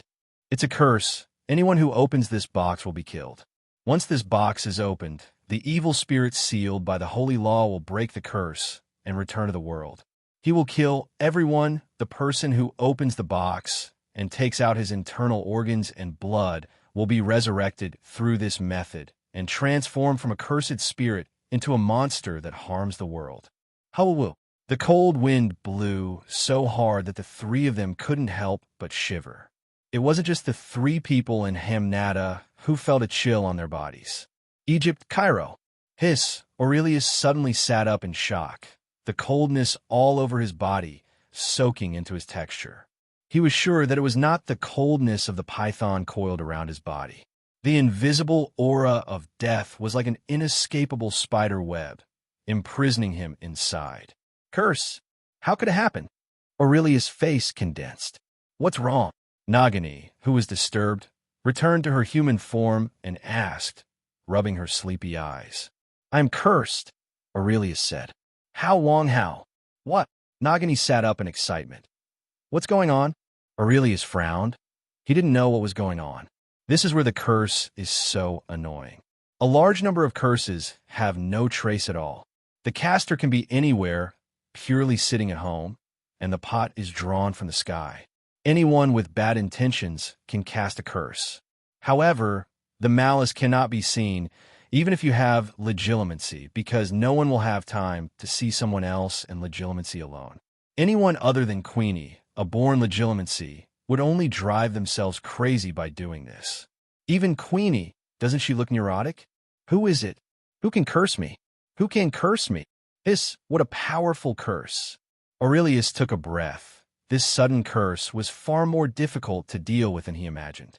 With Aurelius' power, he couldn't remove it. Although in terms of the study of magic, it is difficult to say that Aurelius would be ranked high due to his short training time and partial subject. But his power is not inferior to that of Bledo and Grindelwald. Ordinary curses can be washed away simply by using magic power. But this curse is as solid as a rock, which shows that not only the curse itself is extraordinary, but also the person who cast the curse is by no means an ordinary person. Strange.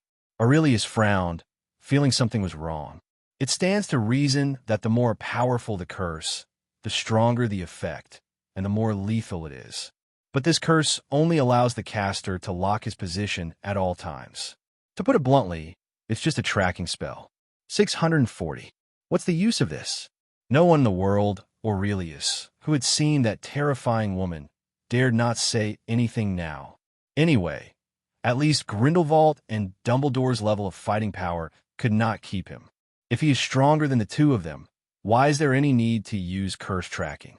Having no clue about the curse, Aurelius changed directions. Who would curse themselves? Grindelwald? Dumbledore? Nicholas Flamel? You can't.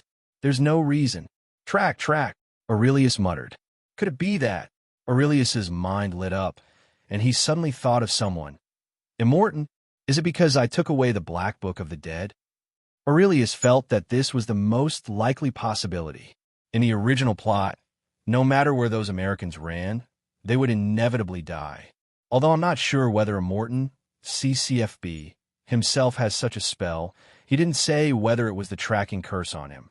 In the original plot, it was the Americans who opened the shrine and took away the canopic jar. But because they got there first, they broke the shrine and took away the Black Book of the Dead. So this curse fell on me? But that was already a month ago. Why was the curse delayed for a month? No, a month. Today is the day when Hamnada appears again. Aurelius stood up suddenly. Hamnada. Something must have happened. Hamatower. Cough. Cough. The dust caused the trio to cough again and again.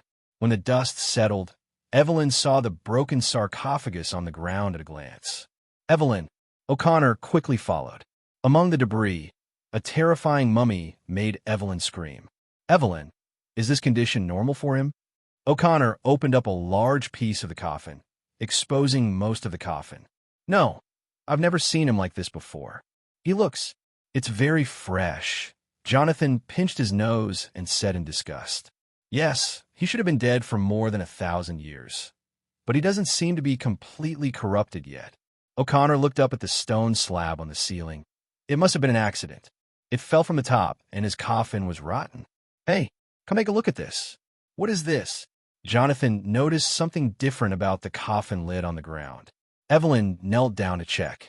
There were messy lines on the broken fragments. She stretched out her hand and felt her teeth trembling. God, this is scratch mark when he was buried. Still alive. This piece has writing. O'Connor handed over a fragment. Death is just the beginning. Evelyn read the above words. Even Evelyn, who never believed in any curses, felt cold all over, as if something terrible was watching them. She turned her face and looked at the twisted mummy, her empty eyeballs staring straight at them. He is the person mentioned on the shrine, the evil spirit who committed extremely evil crimes and was sealed by the holy law. Evelyn suddenly said, "No wonder that jar is empty, because he was mummified alive. Then Evelyn quickly rummaged through the debris and found a beetle the size of a silver dollar. She picked up the mummy. It's incredible. I can't believe what kind of crime he committed, and he was eaten by the execution bug. Insect bite? What is that? A terrible punishment recorded in history. I have never heard of it being executed." Evelyn exclaimed and showed the beetle's body to the two of them. This is a scarab, a carnivorous insect that has been recorded in historical legends but has never been discovered. This insect eats corpses and can live for several years. You mean he was mummified alive and then imprisoned with these bugs? Jonathan was trembling all over and sweating profusely, as if he had taken it into himself.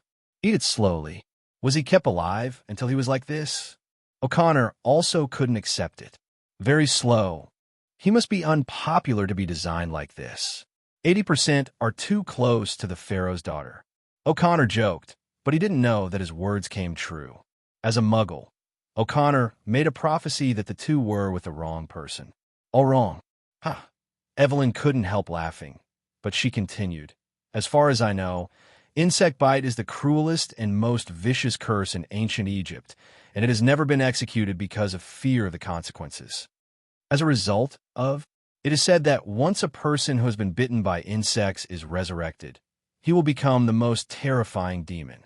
He will turn the river water into blood, frogs will be everywhere in every corner, lice will overrun people and animals, flies will fill the sky, locusts will go crazy, and plague will be everywhere. Blisters will prevail until hail falls and engulfs the sky, and the firstborn withers away, and the end of the world will come. Wow, that sounds really scary. Jonathan exclaimed. Yeah, flies, lice, frogs, locusts, hail, solar eclipses, and what the hell? The withering of the firstborn. Well, it's quite scary. O'Connor rolled his eyes. No. You don't understand. These are not as simple as they appear on the surface. Evelyn corrected. These are the 10 plagues of Egypt. They are not as simple as they appear. Just like this fly, it is not buzzing. That kind, but this one. Evelyn shook the scarab corpse in her hand. Scarab? Fly. Don't you think these two words are a bit different? O'Connor didn't believe it. You'd better believe what she said. A strange voice sounded from behind. The word fly in Hebrew means an animal like a beetle. The symbol of the Egyptian sun god is the scarab. Who? O'Connor whipped out his gun and turned around. Aurelius stood beside them with a calm face, and they didn't even notice that there was someone else next to them. Is it you? O'Connor recalled the memory from a month ago. Are you the one who wants to go with us? I have a good memory. Aurelius nodded. He didn't care that O'Connor's gun kept pointing at him and walked straight to the mummy leaning against the wall. You are so persistent. Aurelius couldn't help but said, feeling the resentment brewing in the corpse. Who are you? O'Connor demanded. Me? Thanks to you, I am now a cursed person. Aurelius snorted. Evelyn suddenly took a step forward. Curse? The one who opened the box. It was you who took away the sun golden scripture. Aurelius looked at Evelyn with some suspicion. This somewhat stubborn girl is actually somewhat smart. Can you show me? Evelyn said coquettishly. Sorry, no. Aurelius refused decisively. Joking, do I still want you to resurrect Immortan, even though I know the plot clearly? Immortan's power is erratic, especially when Imogen's story takes place in the context of Harry Potter. Although Aurelius does not believe in God, is not an Egyptian, and is not interested in many of the 10 plagues of Egypt, but it is just a meteor shower, and there is nothing wrong with saying that Immortan has city-destroying combat power. And this is just the special effect of Immortan's appearance. He didn't think Immortan could keep him, because in his eyes, he and Imogen were the same type of people. They're all good at AoE. Controlling the yellow sand and water flow looks fierce, but it is far less effective than a life-killing curse. But after all, he was a strong enemy, and Aurelius didn't want to cause trouble. Why? I just want to take a look. I don't want the treasure, I just want the words on it. Evelyn was anxious. Do you believe in curses? Aurelius suddenly said. Me? I don't believe it. Evelyn shook her head. Do you know that you are as cursed as I am? Aurelius asked. Evelyn looked at Aurelius strangely, wondering what was she talking about. Hatuva, Hatuva, Hatuva, Kaka. The surrounding walls were shaking, and the unknown sound made the trio jittery. Bang! The wall shattered, and a skeletal arm climbed out. The crooked army of skeletons gathered from all directions and unexpected places. Ah! X3! Bang bang! O'Connor screamed and fired. The marksmanship is good, but unfortunately useless. Stop! Aurelius built a barrier to protect the skeleton. What a strange thing is this, shouted Jonathan. If you don't dislike them being ugly, they will be the best slaves.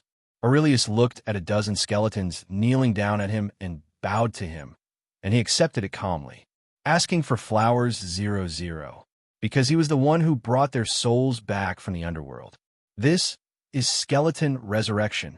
Using the corpse of the deceased as an anchor point, the soul of the deceased is recalled, and the price is the magic power used to cast the spell. That's right, the most commonly used sacrifice for priest spells is magic power. This is the biggest difference between priest spells and wizard spells. Wizards do not have the concept of running out of mana, because they do not consume mana at all when casting spells. Mana is more like a controllable spell strength attribute. The amount of magic mobilized will only affect the power of the spell. The more magic power there is, the more power the wizard can use to cast spells. But when it comes to priest spells, magic power becomes a consumable. 0. In the past month, Aurelius has cracked dozens of priest spells, but without exception, they all revolve around the word sacrifice. To put it bluntly, it is a contract and an exchange. Whether it is magic or ritual, its core is contract and exchange. Different spells. The only difference is the things exchanged and the object of transaction are different. The resurrection of skeletons is 2 transactions. One is to use one's own magic power as a sacrifice in exchange for the god of death to release these souls and wander around the world as undead souls. The other is a deal with these skeletons in exchange for rescuing them from the underworld in exchange for their effectiveness. But since one's own magic power is too common to be used as a sacrifice, don't expect the god of death to give you anything good. Once these skeleton soldiers have their bodies shattered and their souls have nothing to rely on, they will all return to meditation. This is why in the original plot O'Connor and others were able to kill skeletons with guns. Boo! How did you do it? Evelyn was shocked. Aurelius recalled these skeletons obviously not to show off, let alone to prove the existence of the curse. He waved his hand, and these limping skeletons lifted Immortan's body, and the remaining skeletons formed a bone ladder to transport Imogen outside. Hey, we found him. Where are you taking him? Jonathan called from behind. Even if it's just a mummy, it's worth some money, right? Didn't Evelyn say that this was a mummy she had never seen before? Wouldn't it be more valuable? The scorching desert, the mysterious city of the dead. A dozen skeleton priests crawled out of the ground carrying Immortan's body and came to the statue of death. Staring at the statue of death, Aurelius felt his gaze. Anubis, the god of death, is one of the Egyptian gods. It has a black jackal head and guards the gate to hell. He guides the undead from the world of the living to the world of the dead. He is the fairest god and will use a scale to give each undead the most equitable treatment. Call. A gust of wind blew by, turning the yellow sand into an altar, and Immortan's body was laid flat on it. A dozen priests who were supposed to be loyal to Immortan, but their skeletons were loyal to Aurelius. The skeletons surrounded the altar, tremblingly kneeling on the ground, clasping their hands, and cowed out. 753. A ceremony, just like the ceremony in that mysterious cave. Resentful undead. I'm here to save you, Dash. Aurelius looked at the ugly and ferocious corpse of Immortan and said softly, since he has a curse, he will not turn a blind eye. Since the greatest possibility is the curse from Immortan, then deal with him when he is most vulnerable. He has no interest in raising a strong enemy, and nip in the bud is his belief. Although Immortan is just a mummy now and doesn't look much stronger than firewood, this is just an appearance. His soul is imprisoned in his body. In fact, Immortan's current situation is similar to that of the skeleton summoned by Aurelius. The only difference is that his soul cannot command the body at all, and the power from the scarab prevents him from taking over the body. You know, the scarab itself is the mark of the sun god. This is also the core punishment of the insect eater curse. The soul is imprisoned in a decaying body and will never be able to die again. Doesn't this sound like a different kind of immortality? Yes, but if it is immortality plus infinite imprisonment, isn't this kind of immortality torture?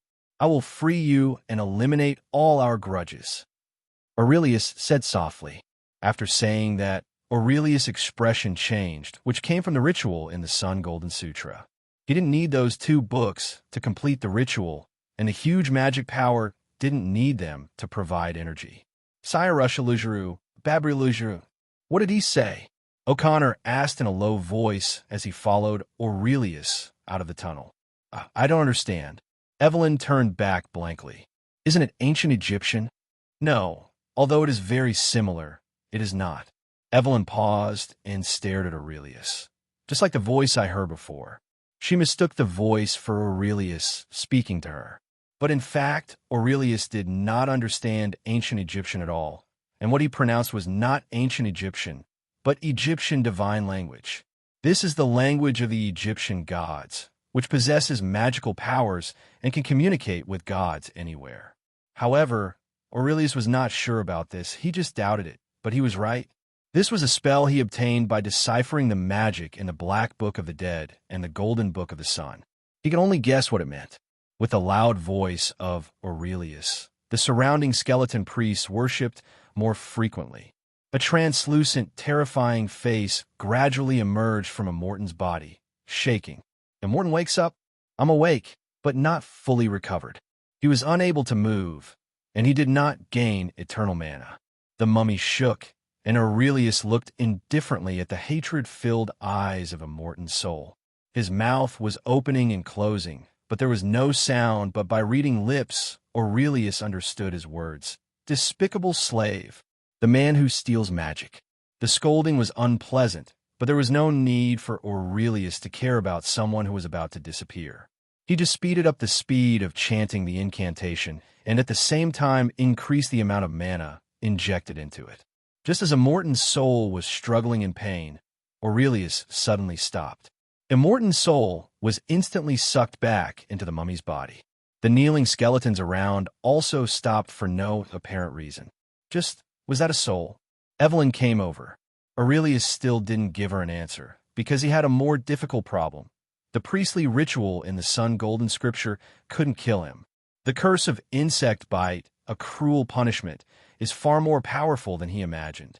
It is even so powerful that even the Egyptian gods are afraid to avoid it. Of course, it is not Imitan that the Egyptian gods are taboo about. Even if Imidon is resurrected and multiplied by 10, it will not be enough for any Egyptian god to satisfy him. What they fear is the rules. The rules of insect eater. Those who are bitten by insects will be cursed forever until the curse is completed. In other words, if you want to kill Immortan, you must first resurrect him. Without resurrection, Immortan's curse will not be completed. The unfinished insect bite curse is protected by the rules of the universe. Isn't this 2F asterisk asterisk asterisk asterisk asterisk G outrageous? Aurelius couldn't help but use foul language, which is still a classic Huxia quintessence. Aurelius now wants to go back 3,000 years ago, pull out the idiot who invented the insect-eating curse, and shoot him for 500 years. What kind of brain circuit can you create such a death curse? As long as you resurrect, you can gain infinite mana and immortality. If you don't resurrect, you will be protected by the rules. Is it okay to block both ends? In short, you just don't want to kill all the Egyptians and let the world be destroyed, right? Aurelius even suspected that the insect bite curse was invented just to make himself immortal. Apart from the more painful death, there are only advantages and no disadvantages. Aurelius frowned. What should I do now? He thought something might have happened to Hamna Tower in 1.0, so he came to check and found out that Immortan was not resurrected.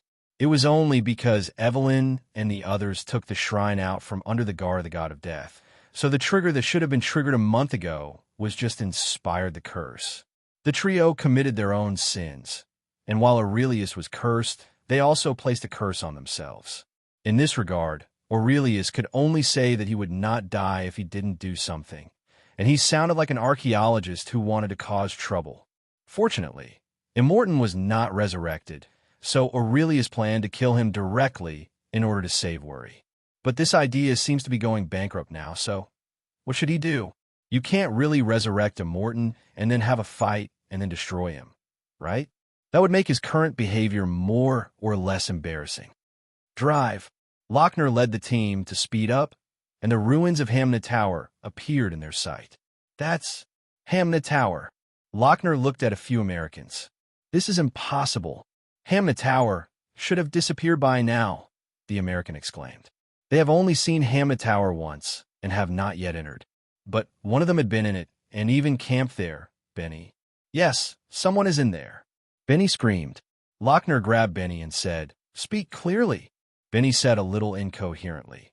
If there is no one in Hamna Tower, it will only appear for a while. But as long as there is someone inside, Hamna Tower will not disappear. You mean someone is in Hamna Tower right now? Didn't I just say that I am riding a horse? Benny roared in his heart, but when it came to his mouth, it turned into a submissive yes. Damn it, are they those lackeys? Lochner cursed. Get ready to fight. Lochner threw Benny back on the horse and gave an order for everyone to raise their guns. Priests use guns? Namo Gatlintisa? That's very reasonable. Lochner misunderstood that the people in Hamna Tower were Pharaoh's guards.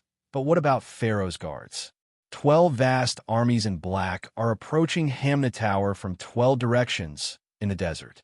Deep in this desert where no grass has grown for thousands of years, there's an army of more than 10,000 people without anyone noticing.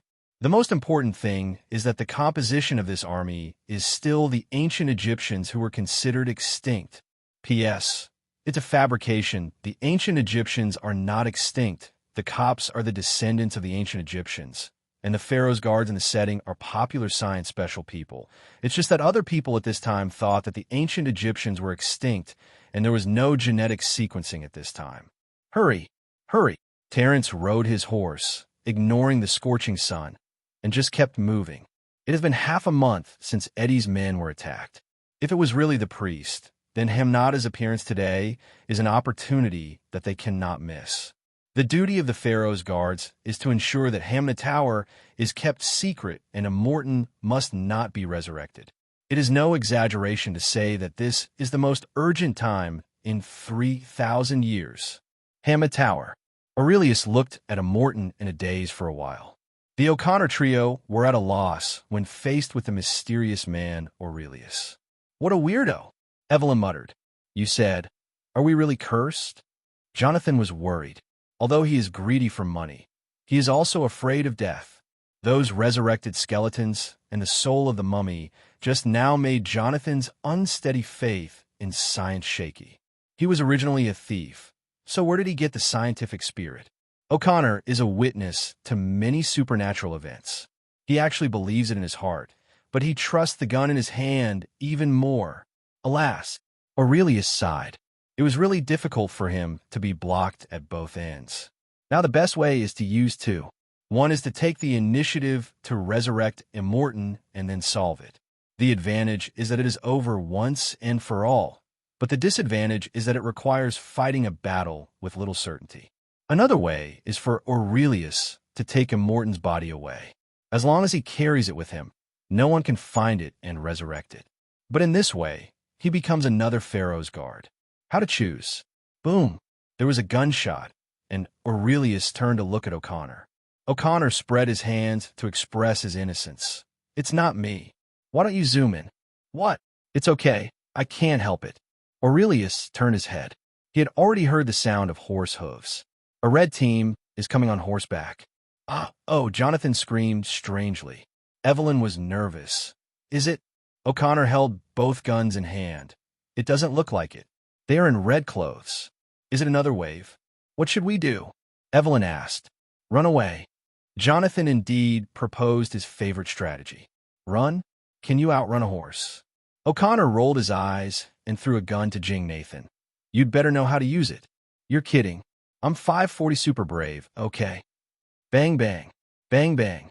While talking, the cavalry of Lochner and others rushed into Hamnet Tower, shooting indiscriminately without saying a word, which made Aurelius unhappy.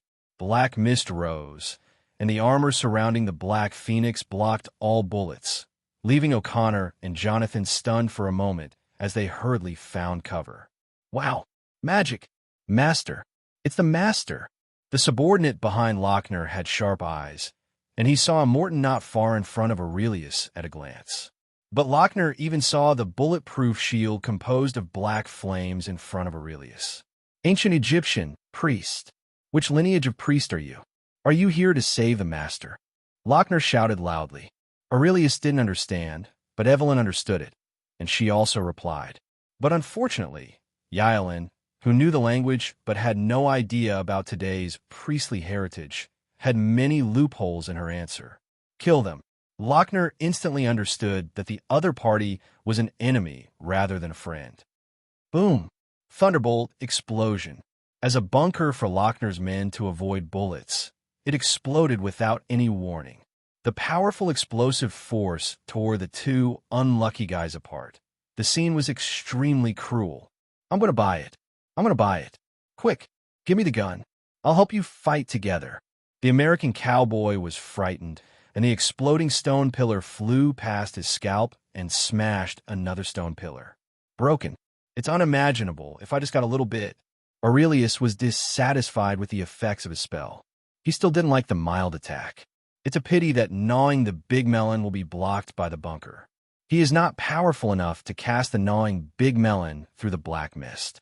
Otherwise, he wouldn't have to set up a bunch of life-killing curse traps in France. Damn it, did he get the Black Book of the Dead? Guns and bullets are of no use to him. Lochner witnessed the tragedy just now. He didn't bring many people with him, so it was very difficult to take down the opponent. At the moment, it seems there is no choice. There was a burst of determination in Lochner's eyes. He grabbed the four-eyed American guy with his hands tied next to him. This guy was the most useless.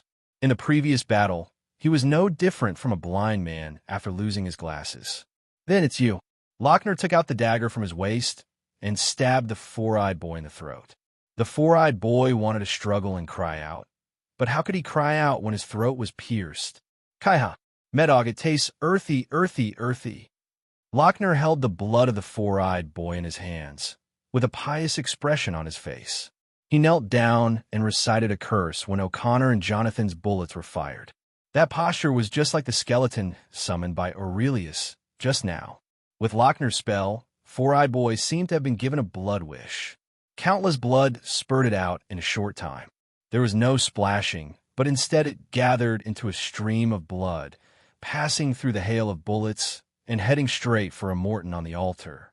Aurelius noticed the abnormality. He stretched out his hand and pulled Immortan's body away from him. But this did not solve the problem.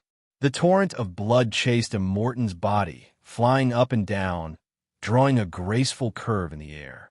"Do it!" Lochner shouted. The priests in red immediately understood what Lochner meant. When they pulled out the daggers, a group of Americans who were guides also understood. On the battlefield just now, they didn't notice that their companion Four Eyes had gone cold and turned into a mummy, and when the butcher knife was swung at them, they could only watch as they were disemboweled. Aurelius noticed something strange over there, waved his hand, and more than a dozen black mist pierced through like flying swords. And then, the explosion is Patrick's star. Boom, boom, boom, boom. An explosive carnival. I don't know whose blood it is or whose broken arm it is. Lochner's men suffered heavy losses, and even he himself lost a leg. But Lochner was smiling, and his smile gradually became abnormal. Dozens of large and small streams of blood rose up, and Aurelius couldn't help but change his expression.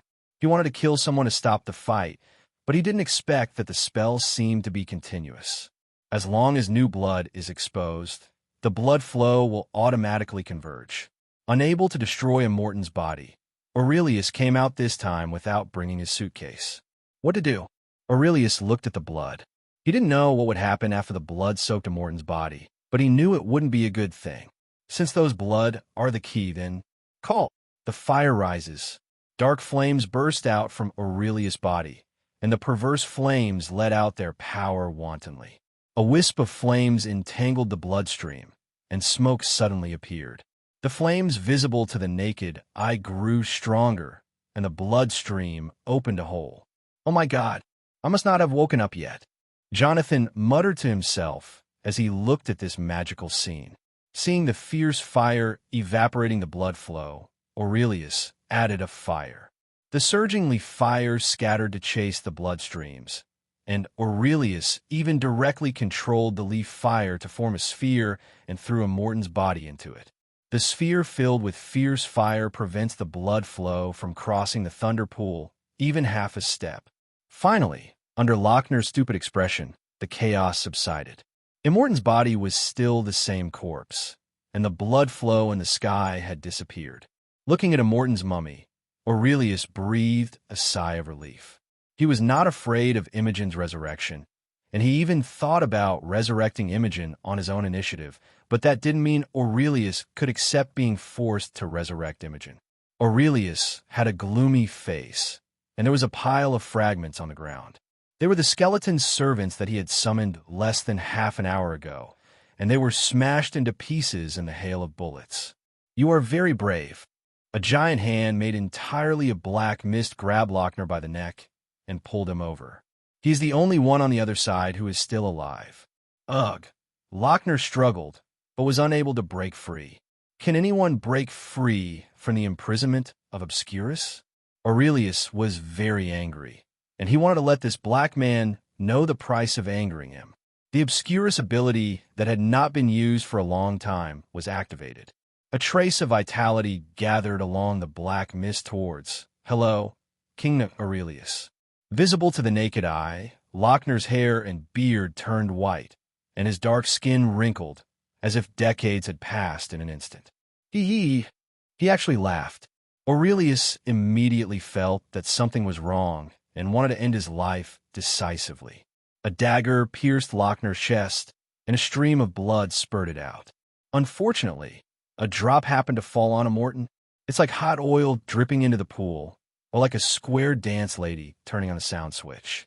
The twisted mummy of Immortan bounced up instantly, roaring angrily with his big mouth. Ouch! P.S. First of all, I want to apologize to everyone. I really don't know why my mind has been empty these past 2 days. Maybe I just wrote so hard the day before yesterday that I haven't recovered yet. Let's get a third update. It's dawn again today. Why can't I do a third update? Finished writing. Ah, you're so big. The newborn's first loud howl was ruthlessly interrupted. A precise and hard hammer smashed Immortan to pieces.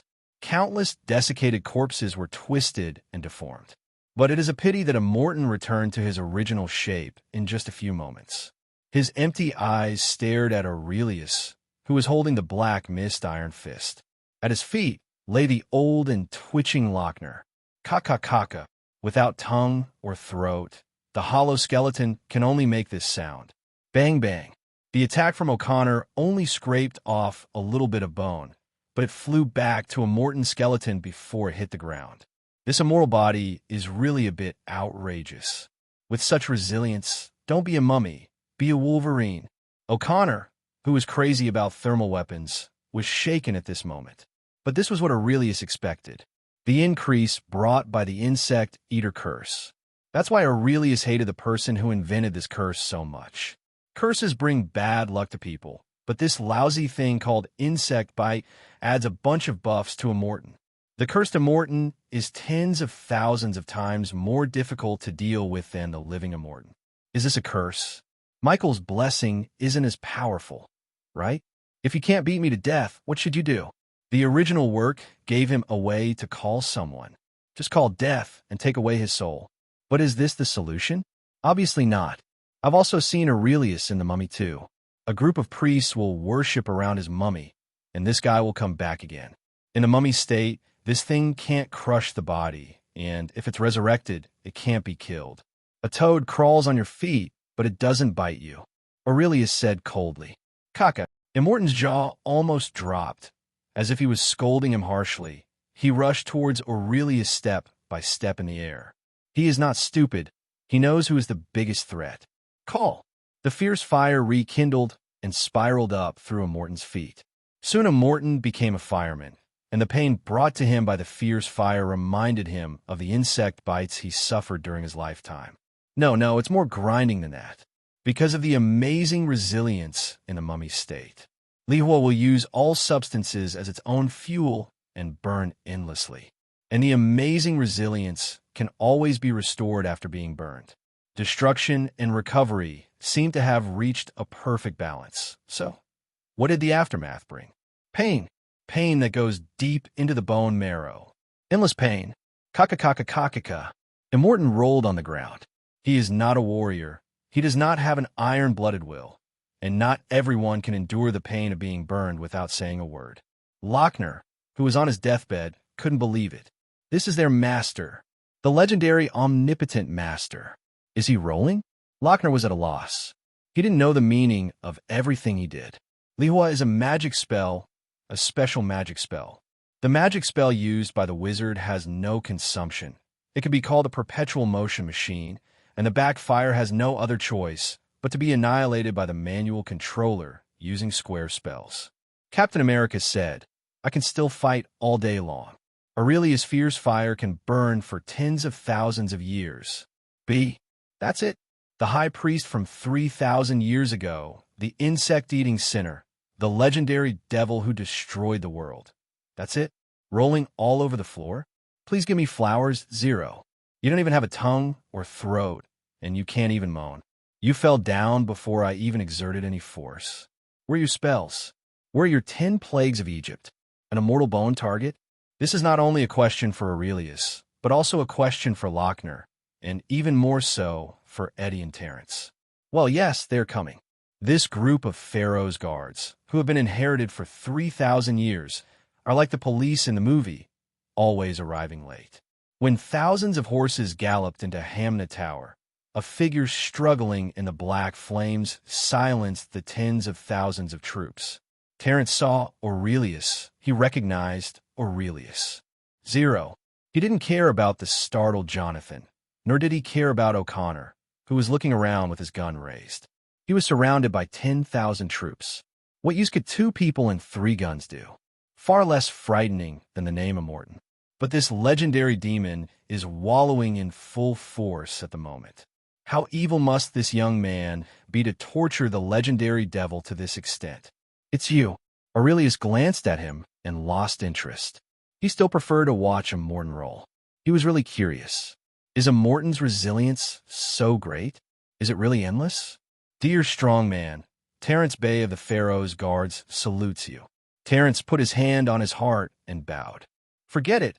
I would like to ask you if there is any way to deal with him. Aurelius asked. The method and the plot is unreliable, even with Aurelius's magic. But this problem must be solved. Rather than just thinking about it on your own, maybe the Pharaoh's guards like Sichuan will be able to do something about it. As the saying goes, the The person who knows you best is your enemy. 3,000 years of love and resentment. Aurelius would not believe it if he was not prepared at all. Terence looked at Immortan, who was writhing in pain with complicated eyes.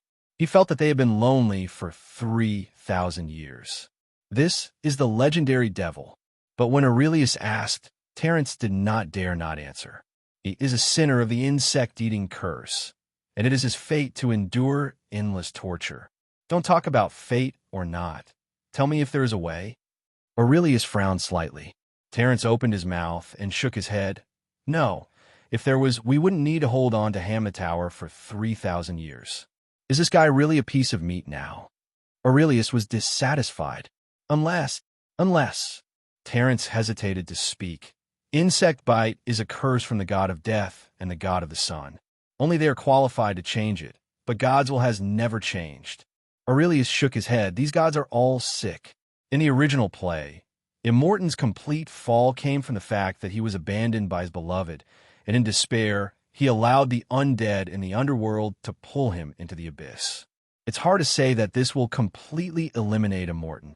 At most, it will trap him in the underworld. So, I can only seal him, etc. Aurelius suddenly had a thought. Although he couldn't kill Immortan, Imogen couldn't be his opponent. At least the half-finished product in front of him couldn't be Aurelius's opponent. Aurelius was 100% sure of this. What he saw in front of him was just a half-finished product. Immortan is not complete, or in other words, Imogen, who is being tortured on the ground by Aurelius, is not complete. He lacks the pouring of blood, and he lacks the internal organs. Immortan was mummified alive. In order to complete the insect devouring, he had to be killed by scarab beetles, so it was impossible for him to have his internal organs removed like other mummies. In other words, his internal organs were eaten by scarabs, digested, and gone.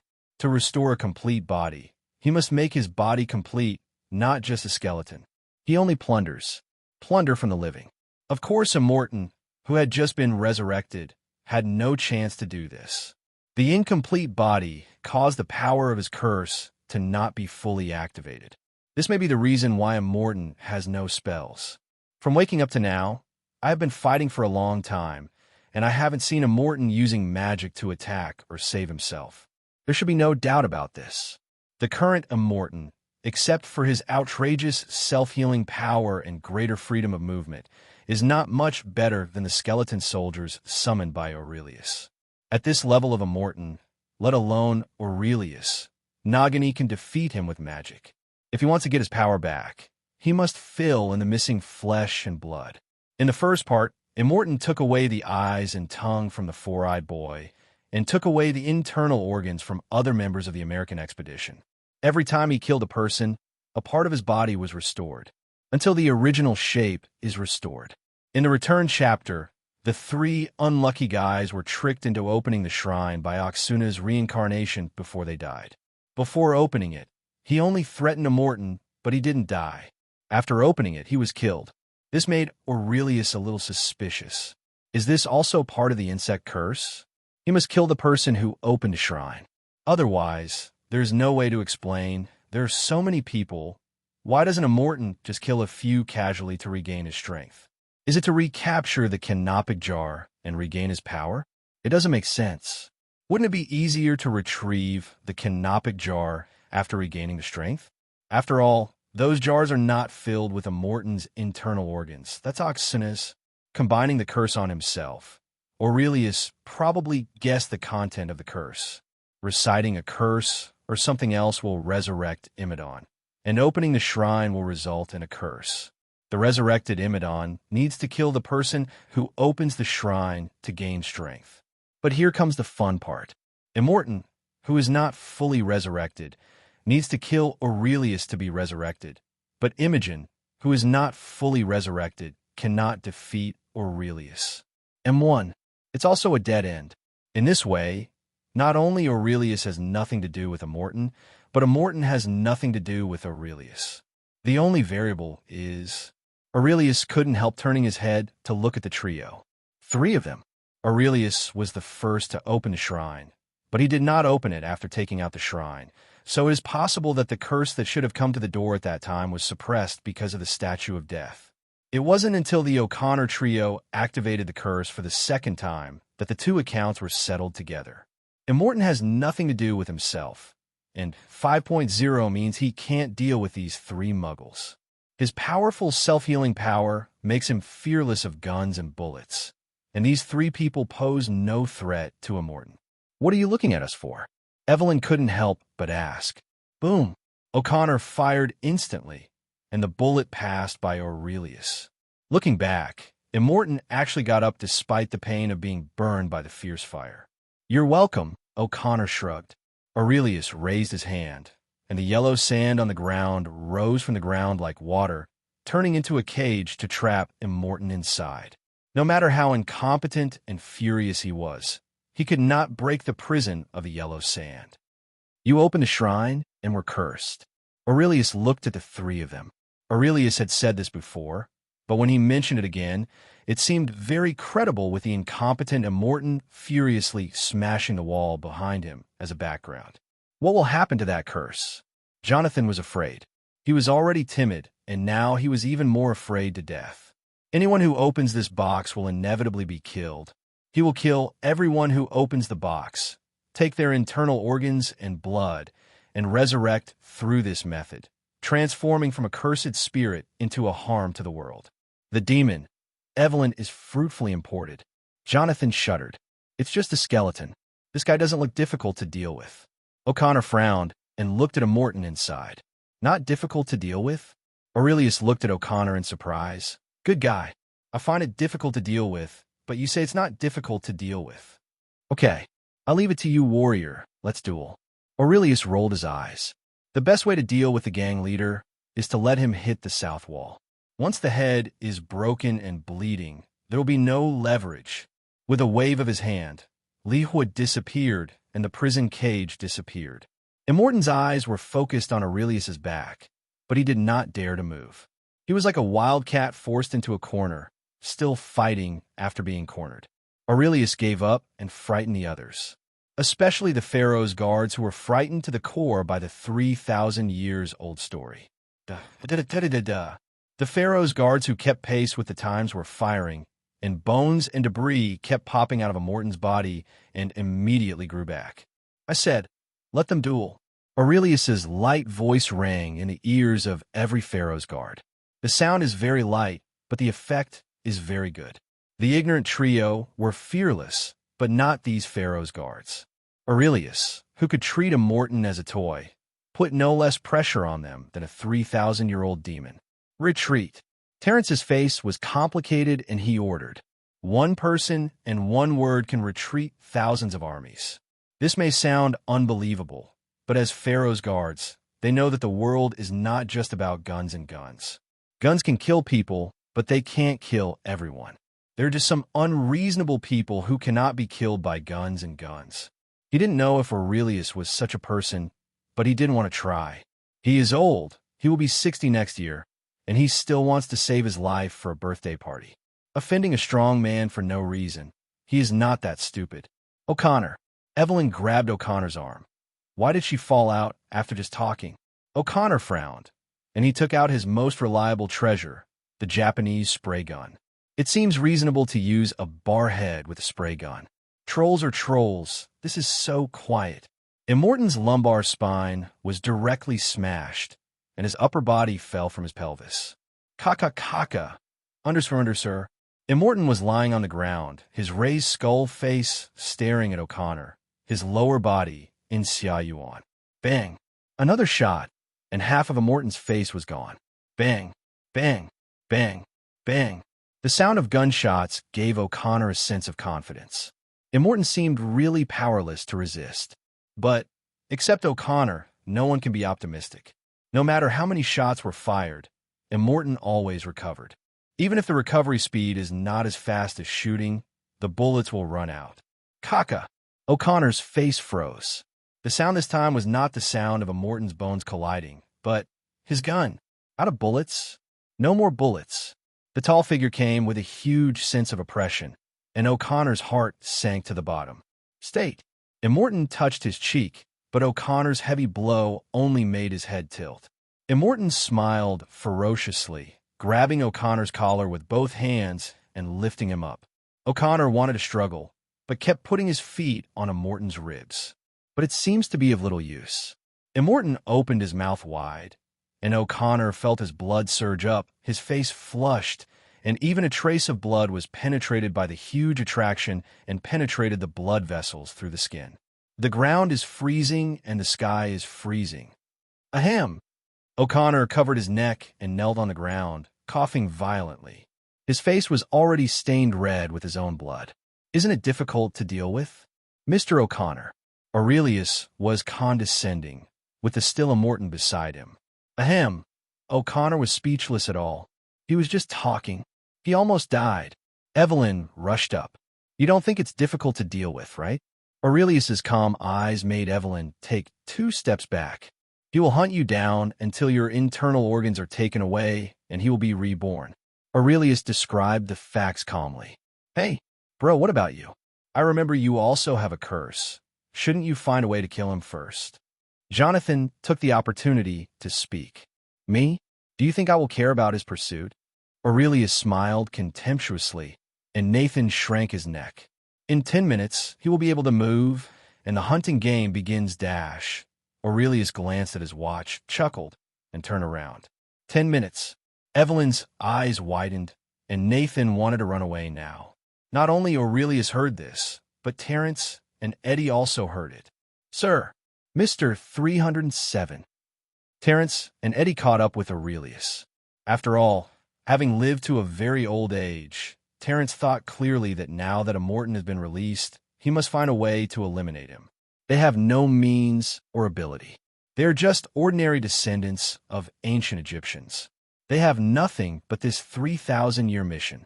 But Aurelius played Immortan with applause, and he saw that this was what he had to fight for. Sir, please do it for the sake of all the people in the world. Everyone in the world? What does it have to do with me? Aurelius asked. I can't accept this. Sir, Immortan will destroy the world. Eddie said excitedly. Well, what then? Then, Eddie was stunned. Terence was silent for a moment and then said, Sir, you can defeat Immortan. This is our mission and to protect the world. I understand that this has never been your responsibility, but your power is what we crave. If you are willing to take action, I, Terence Bay, on behalf of the 12 guards, swear that I will do everything I can to repay your help. Aurelius looked at the little old man with approval and glanced at the trio. Look, this is the attitude of asking for help. Aurelius stopped, which made Terence happy. Stop. This means that this matter is not nothing to talk about. Talk? What to talk about? Of course it's a matter of the contract of sale. Apart from themselves, what did Aurelius care about in this group of Pharaoh's guards? Aurelius is short of people, very short of people. In addition to the orphans of Majores, Aurelius successively targeted the blood-cursed orcs and the outlaws of the 9 Siren cities. Now the blood-cursed orcs are showing some signs of progress, and they're only one step away from solving the blood-curse problem, but the invasion of the 9 Siren cities has not yet begun. How could Aurelius turn a blind eye to the 12,000 Pharaoh's guards who came to his door? The Pharaoh's guards were a very special group of people. They do not have supernatural powers, but their inheritance of more than 3,000 years allows them to know that supernatural powers exist in this world, and they have even witnessed them with their own eyes. In Aurelius' mind, these Pharaoh's guard were somewhere between Muggles and Squibs. Muggles don't know the existence of the magical world, but the Pharaoh's guards know it, but they're not as good as Squibs, because Squibs just can't cast spells. Magic aimed at Muggles, such as the Muggle expelling curse, does not work on Squibs, but it does on the Pharaoh's guards. Useful. This is Aurelius's classification of human beings, a classification based on their participation in magic. But this classification is only Aurelius' classification of different groups. It does not represent class divisions. Aurelius never liked class divisions. He also has no idea of seeking superiority over others of his own kind. What kind of hero is there? Due to Aurelius' personal reasons, he has no reputation among wizards. It is impossible to respond to everything like Grindelwald or Dumbledore, unless he goes back to the old path of the two and spends decades cultivating his own reputation. But this is something Aurelius can't do, because he doesn't have time. In addition to wizards, Aurelius controls another supernatural power system, the Summoner. The inheritance of the War College gave Aurelius more choices. Without the inheritance of the War College, squibs and other muggles can only be cheerleaders and cannot play any major role in the Wizards' War. Without the inheritance of the War College, wizards would be the product of bloodline theory, and there would be no means of transcending classes. Aurelius will not participate in the changes in the magic world at all, but he does. Meditation on being reborn and Code of Blades can allow muggles to have magic power.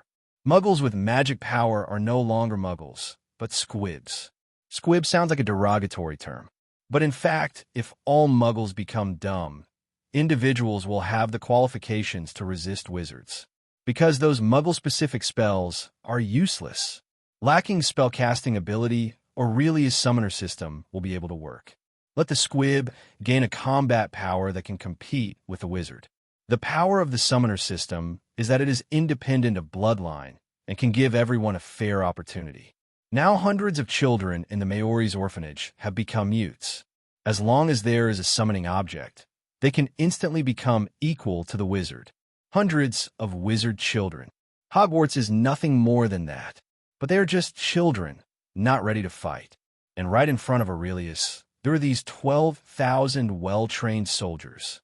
In just 1 or 2 years, this will be a terrifying army that can sweep across the entire magical world. Due to the current world situation, Aurelius cannot extend his hand into the Muggle army, so the Pharaoh's guards are something he cannot give up no matter what. A deal, a fair deal. Aurelius decided to help the Pharaoh's guards deal with Immortan, liberating the mission that had bound them for 3,000 years, and as a price, the 12 guards would be led by Aurelius. There is no doubt about their loyalty. Pharaoh Seti, I had been dead for 3,000 years, and the last pharaoh, Cleopatra, had been dead for 1,900 years. The pharaoh's guards all served him loyally. Time has proven their loyalty. Angbuli Wu Bao. Why did I never know that the museum has an underground space? Evelyn exclaimed. Terence Bey and Eddie Bey let most of the pharaoh's guards go back to their homes, and Eddie's guards escorted Immortan and then back to Cairo. The Egyptian Antiquities Museum is the home of Terence Bey and the station of the pharaoh's guards in Cairo. In fact, the trio should be expelled. O'Connor and Jonathan wanted to stay away after being taught a lesson, but Evelyn, a stubborn woman, insisted on helping. We are all cursed. Lida was hunted by Immortan. We can't pretend that we don't know anything. Those guys will take care of it. It's our fault, and you expect someone else to save your life? Thus, O'Connor and Jonathan were convinced.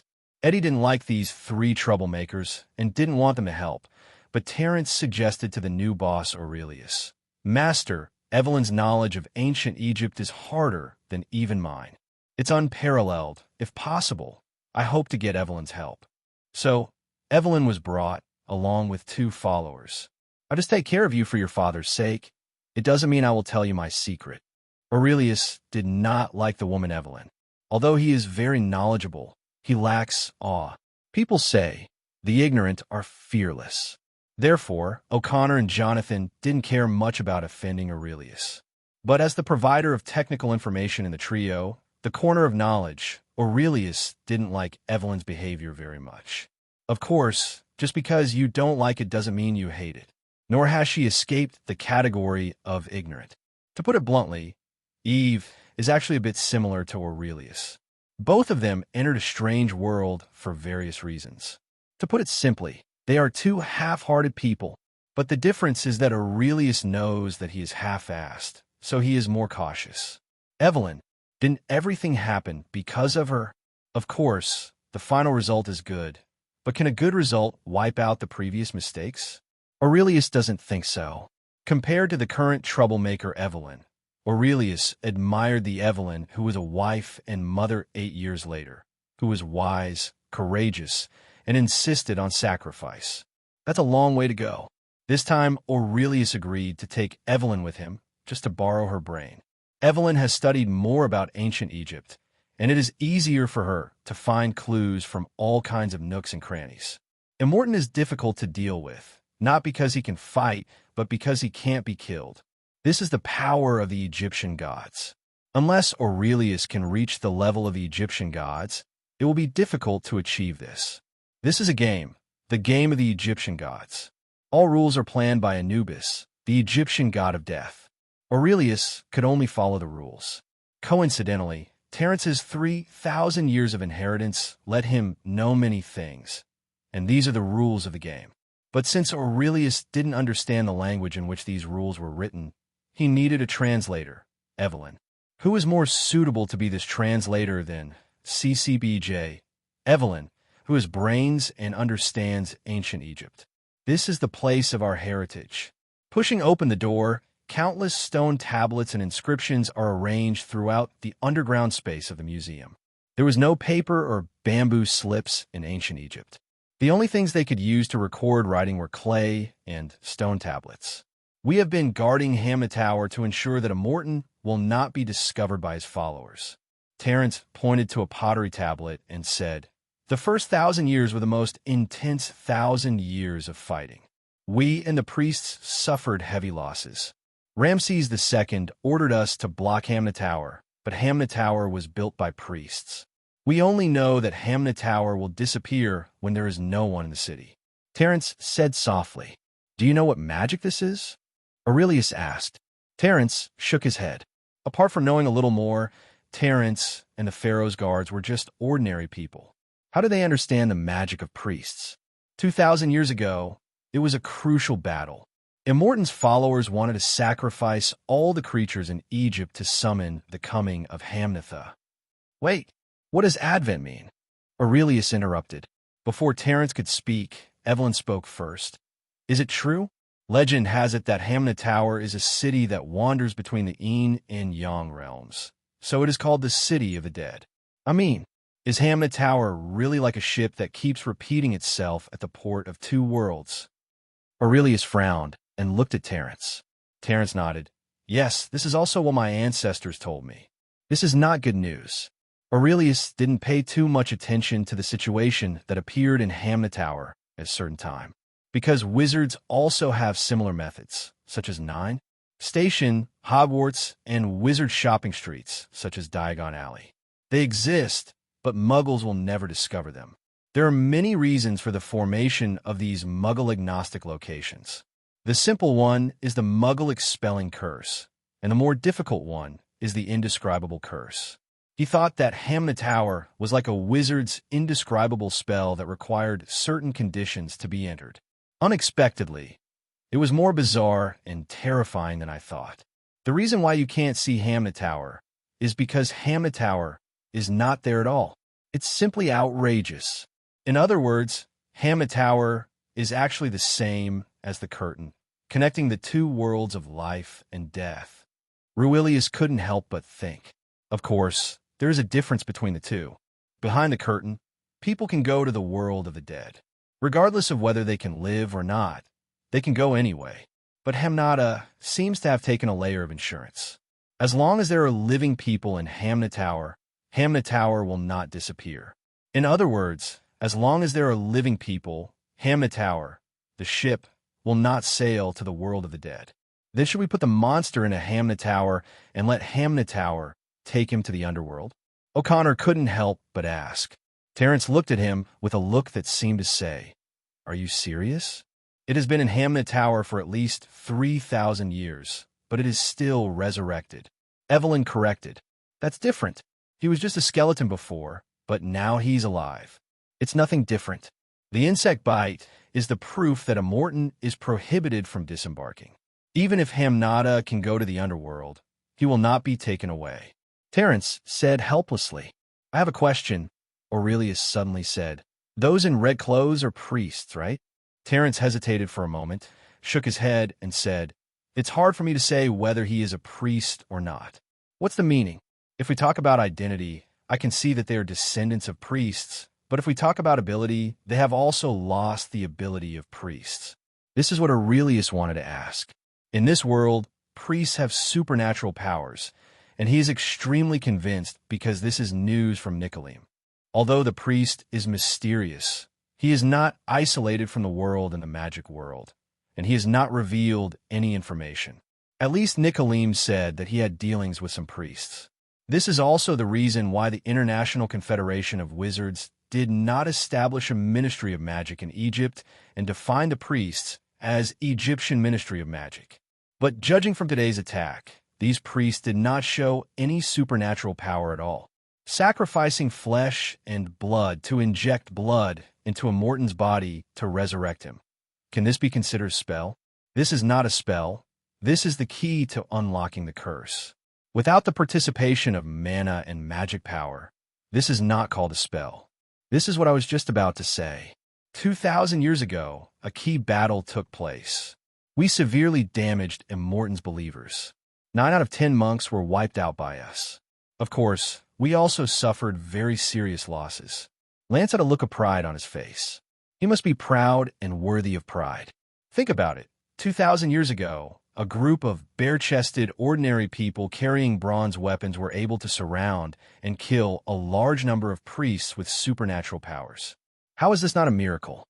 The predecessors at that time never thought that this battle would have such a significant impact.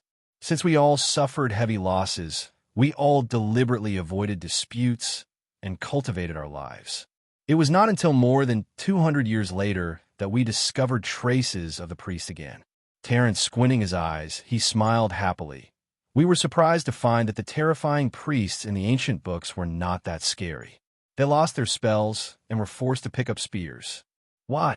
Evelyn asked curiously. Why did those priests lose their magic? Terence shook his head.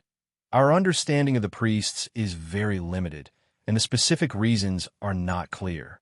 Terence didn't know, and Evelyn didn't know either, but Aurelius had a vague guess. The bloodline was cut off. In ancient Egypt, blood theory was also prevalent. Even in order to maintain the purity of their bloodline, the ancient Egyptian pharaoh family would choose to get closer and closer. Well, literally kiss upon kiss. The father marries his daughter, the son marries his mother, and so on. The reason in the history of the previous life is unclear, but Aurelius has reason to suspect that in this world, the perverted incestuous marriage of the pharaoh family is similar to that of wizards. The same may be true of the priests. Due to that tragic war, the priests suffered heavy losses. The few remaining priests are not enough to form a population. Even if they work hard to reproduce, how many offspring can they have? What's worse is that not all descendants of priests can definitely become priests. Please give me flowers 0. Pure-blood wizarding families also have squibs. And with the crazy inbreeding of priests, more deformed children are more likely to be born. Moreover, with the death of a large number of priests, a large amount of inheritance may also be lost. Later generations of priests are likely to face the dilemma of having no magic power but no spells to learn. These can explain why the priest he met had no spells.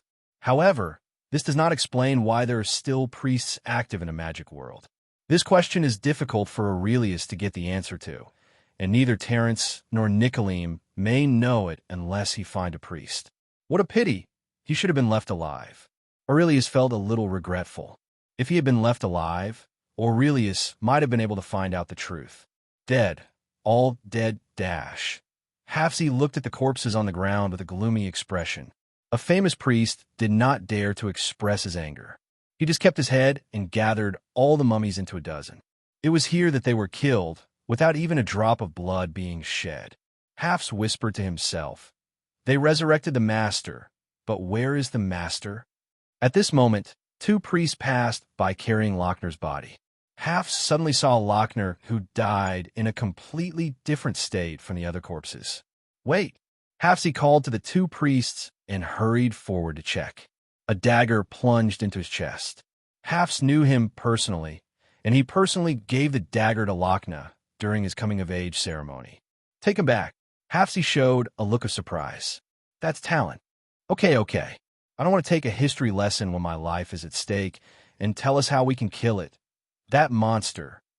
O'Connor didn't want to hear stories from thousands of years ago. He cared about the lives of the 3 of him. life. An unsuccessful duel with a Morton clearly made him realize what kind of existence their enemy was. He is the messenger of death. He will not be hungry or tired, nor will he stop. He will cause endless disasters. Eddie lowered his head. The horror of a Morton has been flowing like cattle since ancient times. Give me some real advice. I don't want your investment to be just a blank check. Aurelius looked at Terence. Cat, Evelyn, who was immersed in so much first-hand information about ancient Egypt, suddenly spoke. Cat. O'Connor frowned at her. Evelyn pointed to the stone carving and said, The cat is the guardian of the underworld and its nemesis before his complete resurrection. Awesome. Can a cat kill him? O'Connor said, in surprise. Terence and Eddie were also looking at the stone carvings, and Terence couldn't help pouring cold water on him. Not really. Unless you can find the goddess Bastetto, Evelyn added. She is the goddess in ancient Egyptian mythology and is the mother and nurturer of the pharaoh. But in the beginning, she was actually the goddess of war and a mother. Lion. Aurelius listened carefully. If it were a previous life, these would be just stories, but in this world, the Egyptian gods exist, so these stories are the history of the Egyptian gods. The goddess Bastetto has two faces. The cat god represents family, happiness, and joy, and a lioness represents revenge and destruction. So, bringing a cat with you can protect you from a Morton, but it can't kill him. Should we find a lioness? Jonathan swallowed. I don't think this is a good idea. Maybe I was eaten by a lion before the mummy killed me. Aurelius did not think it was so easy to kill a Morton. Otherwise, Terence would not have asked Aurelius for help with the loyalty of more than 10,000 Pharaoh's guards. This is a game. The Morton fear cat is a bug left intentionally by the Egyptian gods. To put it bluntly, the cat is a special prop.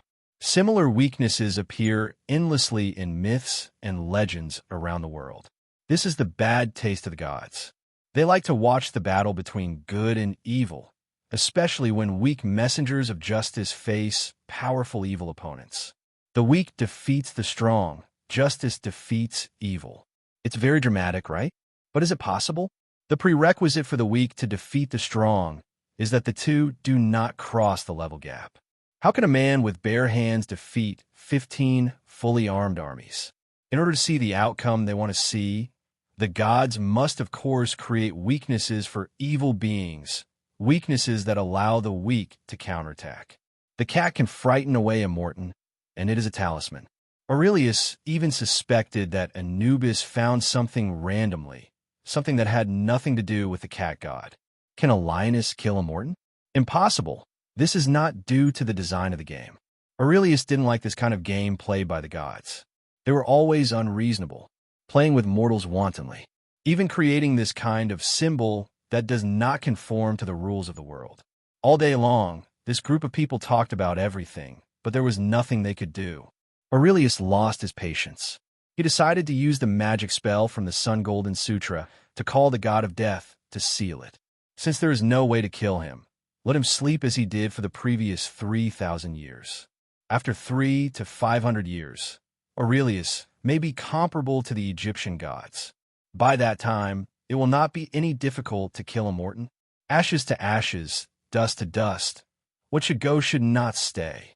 As the god of death drove away the wailing and angry soul of Imogen, who had been suffering from humiliation since his recovery, was unwilling to turn into a skeleton and a mummy again.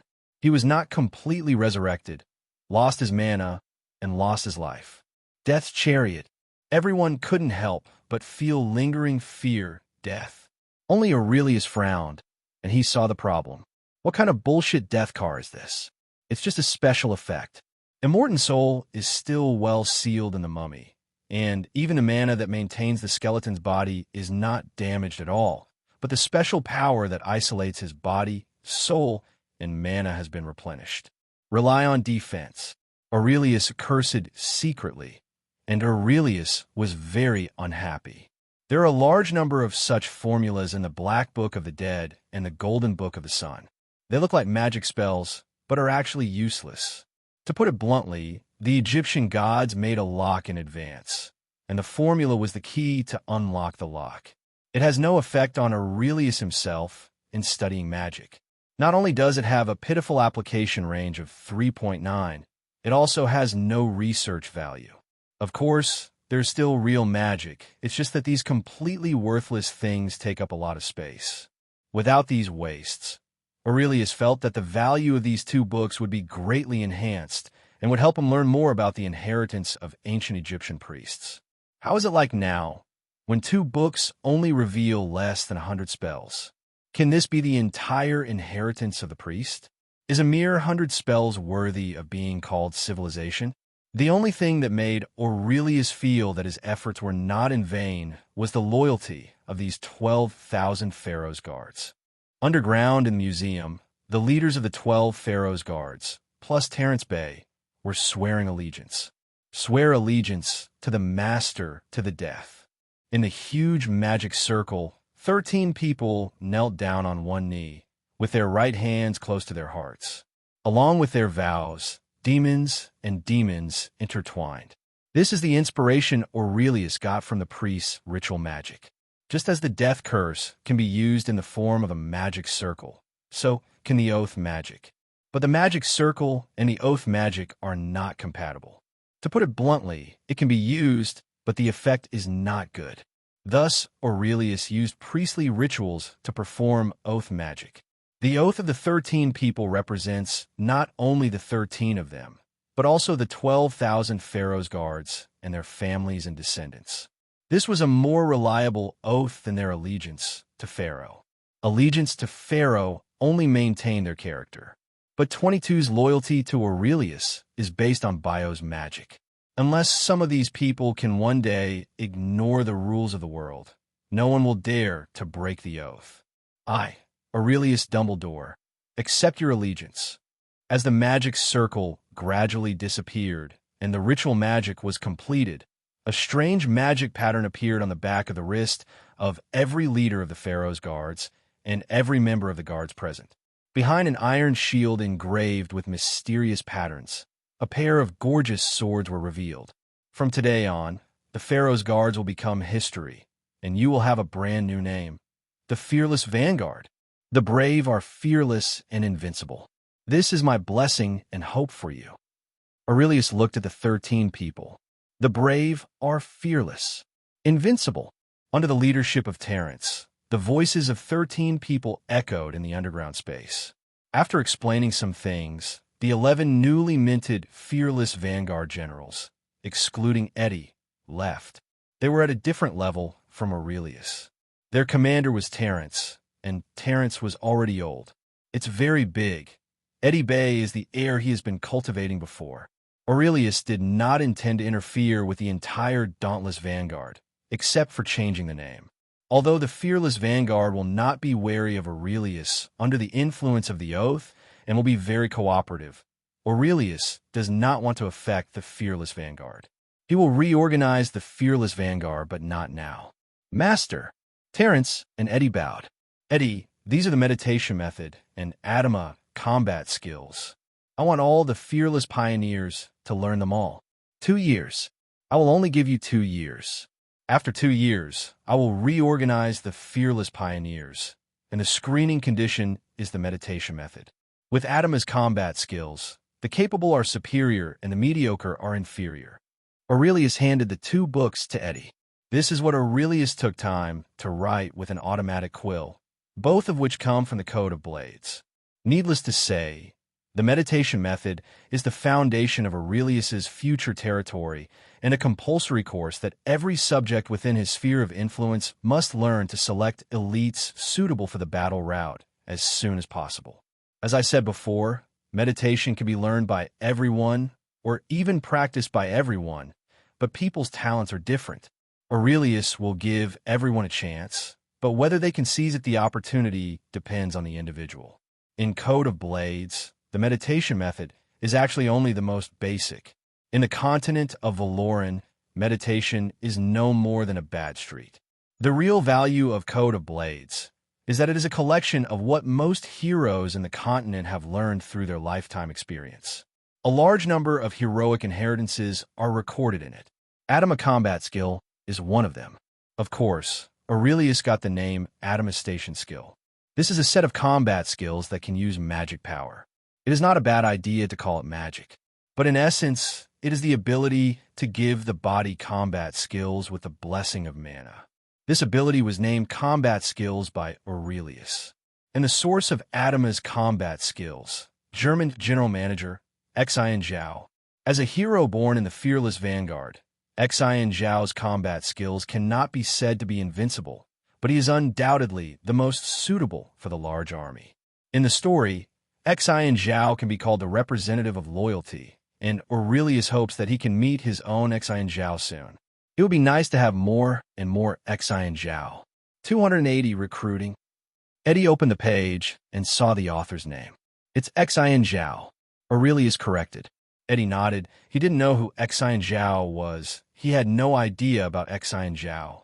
But after just turning a few pages, Eddie was stunned. Is this magic?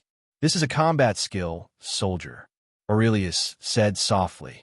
There was once a large army. They were well disciplined. They took the lead as generals and never retreated as soldiers. They used combat skills to fight and were invincible. They are fearless vanguard. Aurelius patted him on the shoulder. This is an army that is invincible in the magical world. Do you understand what I mean? The new fearless vanguard will also fight to the death for his master. No, I don't want you to fight to the death. I want you to be invincible. Aurelius clicked on 2 books. I've laid the conditions for you to be invincible.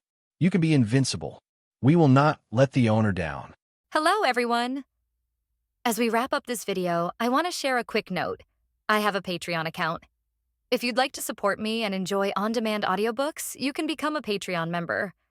Alternatively, you can check out my Google Drive link, which has 500-plus novel audiobooks available through my Ko-fi or Patreon shop. I appreciate your support.